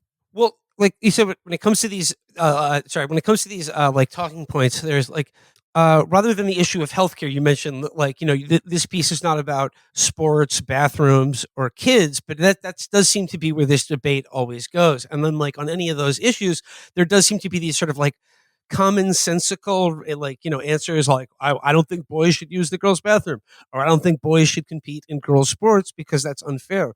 What is, in your opinion, the beginnings of responses to that kind of reasoning, or like that line of argumentation, which I think to like people who are not well versed in this rings true in a kind of like a simple way, easy to understand way. Well, I mean, so the origins of the anti-trans movement itself are a little amorphous and disparate.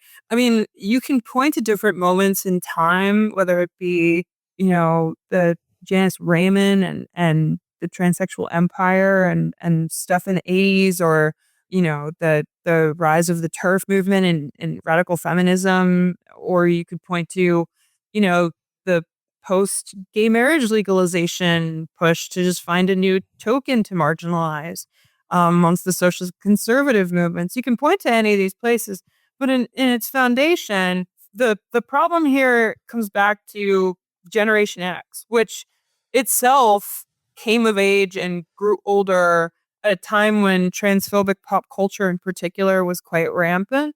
And you kind of find this trickle down moment where folks like Dave Chappelle, J.K. Rowling, who became the celebrities du jour in that moment, they're of course some of the loudest voices having an influence here. And so if you have a base of politics, right, like the Democratic Party itself, as pollsters and advocates have explained to me, as even some lawmakers have explained to me, is at some level of, at least in some way, an assembly of marginalized groups, right? And when you have a big tent that represents all these different, 1.5% of the population, you can have a majoritarian view that can be politically harmful to those populations. Like immigration is a great example, right? And so in this particular case, the fate of the Democratic Party on some level rests on them navigating whether or not they save trans people, because it will, as you rightfully put, well, like, you'd think this would be easy, right? I mean, this is the party that for so long tried to be the champion on civil rights. But people forget that even the Democratic Party has struggled with gay marriage being accepted, they lag behind the public. I mean, this is a circumstance that is, this is existential on some level. If they throw us under the bus, and I, it's yet to be determined, right? But if they did, right, what was that going to show, especially after what they've done with the Palestinian people, especially after they're done with immigrants and with asylum rights? There's going to be a bit of the stakes of their ability to be the shepherd are on the line. Here's the granddaddy of them all. Here's the best one by far. And it's from our old friend, Matt Yglesias. Now, what I love about Matt Yglesias is that he has removed 1 billion Americans from like all of his official CV that he gives out to when people want to interview him. So it no longer says author of 1 billion Americans. So every time I see anything from Matt Yglesias outside of Twitter, it says Matt Yglesias, slow, boring. And I love how Matt Yglesias, fat and boring. I liked it when they would go Matt Yglesias, author of 1 Billion Americans, because it made me think of him as like a Genghis Khan type who has like a million wives. He's just fucking all the time. He's birthed 1 billion Americans. Women can't resist him. He's like that giant tortoise that's like sired like most of the tortoise population. He's 112 and still going strong. It would be funny if they were like, Matt, what did you get wrong this year? And he was like, I tried those vibrating panties from Amazon. They don't work. I only created 4 million new Americans this year. But he says here, I thought Joe Biden was going to prove his doubters wrong at the big debate. I know that ever since that humiliation, the whole world thinks the entire media was in on a massive cover-up. But the fact is, many of us, and seemingly many members of his team, genuinely thought the situation was better than it was. In a lot of ways, it's more embarrassing to have been gullible and wrong when so many people with no sources and no inside info could see it clearly. But that's what happened. I was just wrong about that, and one of the big questions of the year. I mean, credit to Matt Yglesias for not being like, I thought Wicked would bomb at the box office at the end of just admitting, like, I am an absolutely dishonest dupe who, and by the way, for Matt, it is funny with Matt especially that like he keeps getting the central question of the era that he is paid to prevaricate on wrong. But it's funny because like he gets it wrong in the same way every time. And he's just sort of like, in my defense, I had every incentive to believe that Joe Biden was mentally competent. Yeah. Well, in my defense, I'm rewarded for these stupid opinions. And it's like exactly like his mea culpas with the Iraq War. He was just like, all of the people who were employing me were saying one thing, and apparently people who didn't have access to any information, in fact, figured it out correctly. Funny how that works out. But to be fair, my job is to cater to the prejudices of the wealthy and stupid. There's another sort of there's people who said they got the election wrong. I mean that's kind of boring, but like more interesting if to me are the ones where people were asked what they got wrong and then just like basically used it as an opportunity to talk about how right they are about everything. Like for instance, Barry Weiss, who writes, "Objects in the mirror may be closer than they appear. That's the warning I'm taking into 2025. I underestimated, among other things, how quickly old media institutions would crumble. For those of us trying to build new ones, the question is, can we go fast enough to meet reader demand? Use discount code What I Got Wrong for 10% off your subscription to the free press." So basically, Barry's saying I was too right about everything. Also, object in the mirror may be closer than it appear. That's like you're wrong, sir. I mean, that was what I was going to bring up. If you guys saw the that Shannon Watts lady talking about who is she again? She's the like what's her group? Everytown, I think. It's like a gun control thing. Okay. Yeah, she did a pretty by the books annoying NGO liberal. I think she did something like vaguely blame Bernie for Sandy Hook at one point in 2016. Right.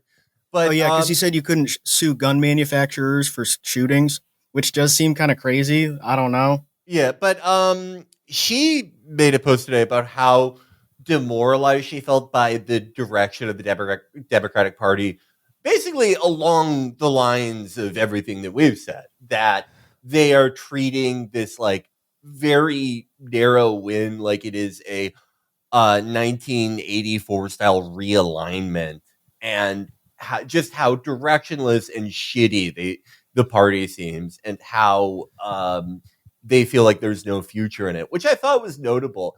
I don't really think that augurs, the creation of an American Labor Party or anything like that. I think like sooner or later, some ambitious Democrat will figure out the exact right balance of like liberalism and I guess not using NGO language and like capture the hearts of these people. But for now, it is interesting that the Democratic Party is sort of, they're replaying the thing that they did in 2016, where they're they're laying the blame at the feet of the remaining left of the party and like progressive NGOs. And it's not quite like 2016 where they tried that and it fell flat. It's more like they're just talking to each other. No one else cares. The people doing this are the only people that seem to believe that there is any future in the Democratic Party to care about. Everyone else is checked out. Yeah, like when I see Matt Yglesias, who's probably like the most prominent voice of what you're talking about. I just noticed that there's like less of an instinct to yell at him or make fun of him because it all just seems so not pointless. It just seems so redundant. I mean, like every time these guys open their mouths, they indict themselves further. There's just no real reason to argue these points like there was in 2016. Even though we live in this like perpetual 2016, it really does seem like that's running out of gas because you can't do 2016, then 2020, then 2024 again, saying the same things over and over again. I mean, it's just like there's no point in arguing about this anymore. Yeah, they're just coping. They're just posting cope because they can't actually criticize the content of the Democratic Party or the actual platform. So there just has to be some sort of convenient explanation, like the groups are they did it. There's just some small niche community that's infecting the Democratic Party, which is perfect and it's fine and it's great. And someone just stabbed us in the back in a way that means we don't actually have to change anything about the platform.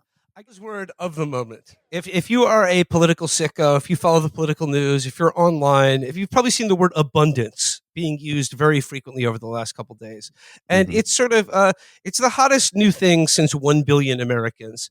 So Matt, so it's a movement to like kind of rebrand the Democratic Party and like a new sort of future looking way to build and innovate our ways out of the intractable problems of the 21st century. It's got a book by Derek Thompson and Ezra Klein selling this new package.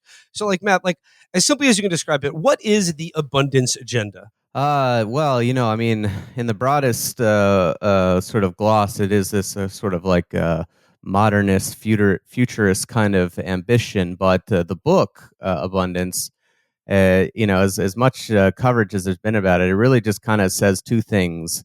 The first thing is that the administrative burdens, the red tape, if you will, that go into construction are too high and need to be lowered, and that our innovation system in the U.S. is broken. There's too much risk aversion. And so it's a very ambitious and world-changing agenda. I mean, like, and also very original as well. I've never heard such daring thoughts uttered in political circles.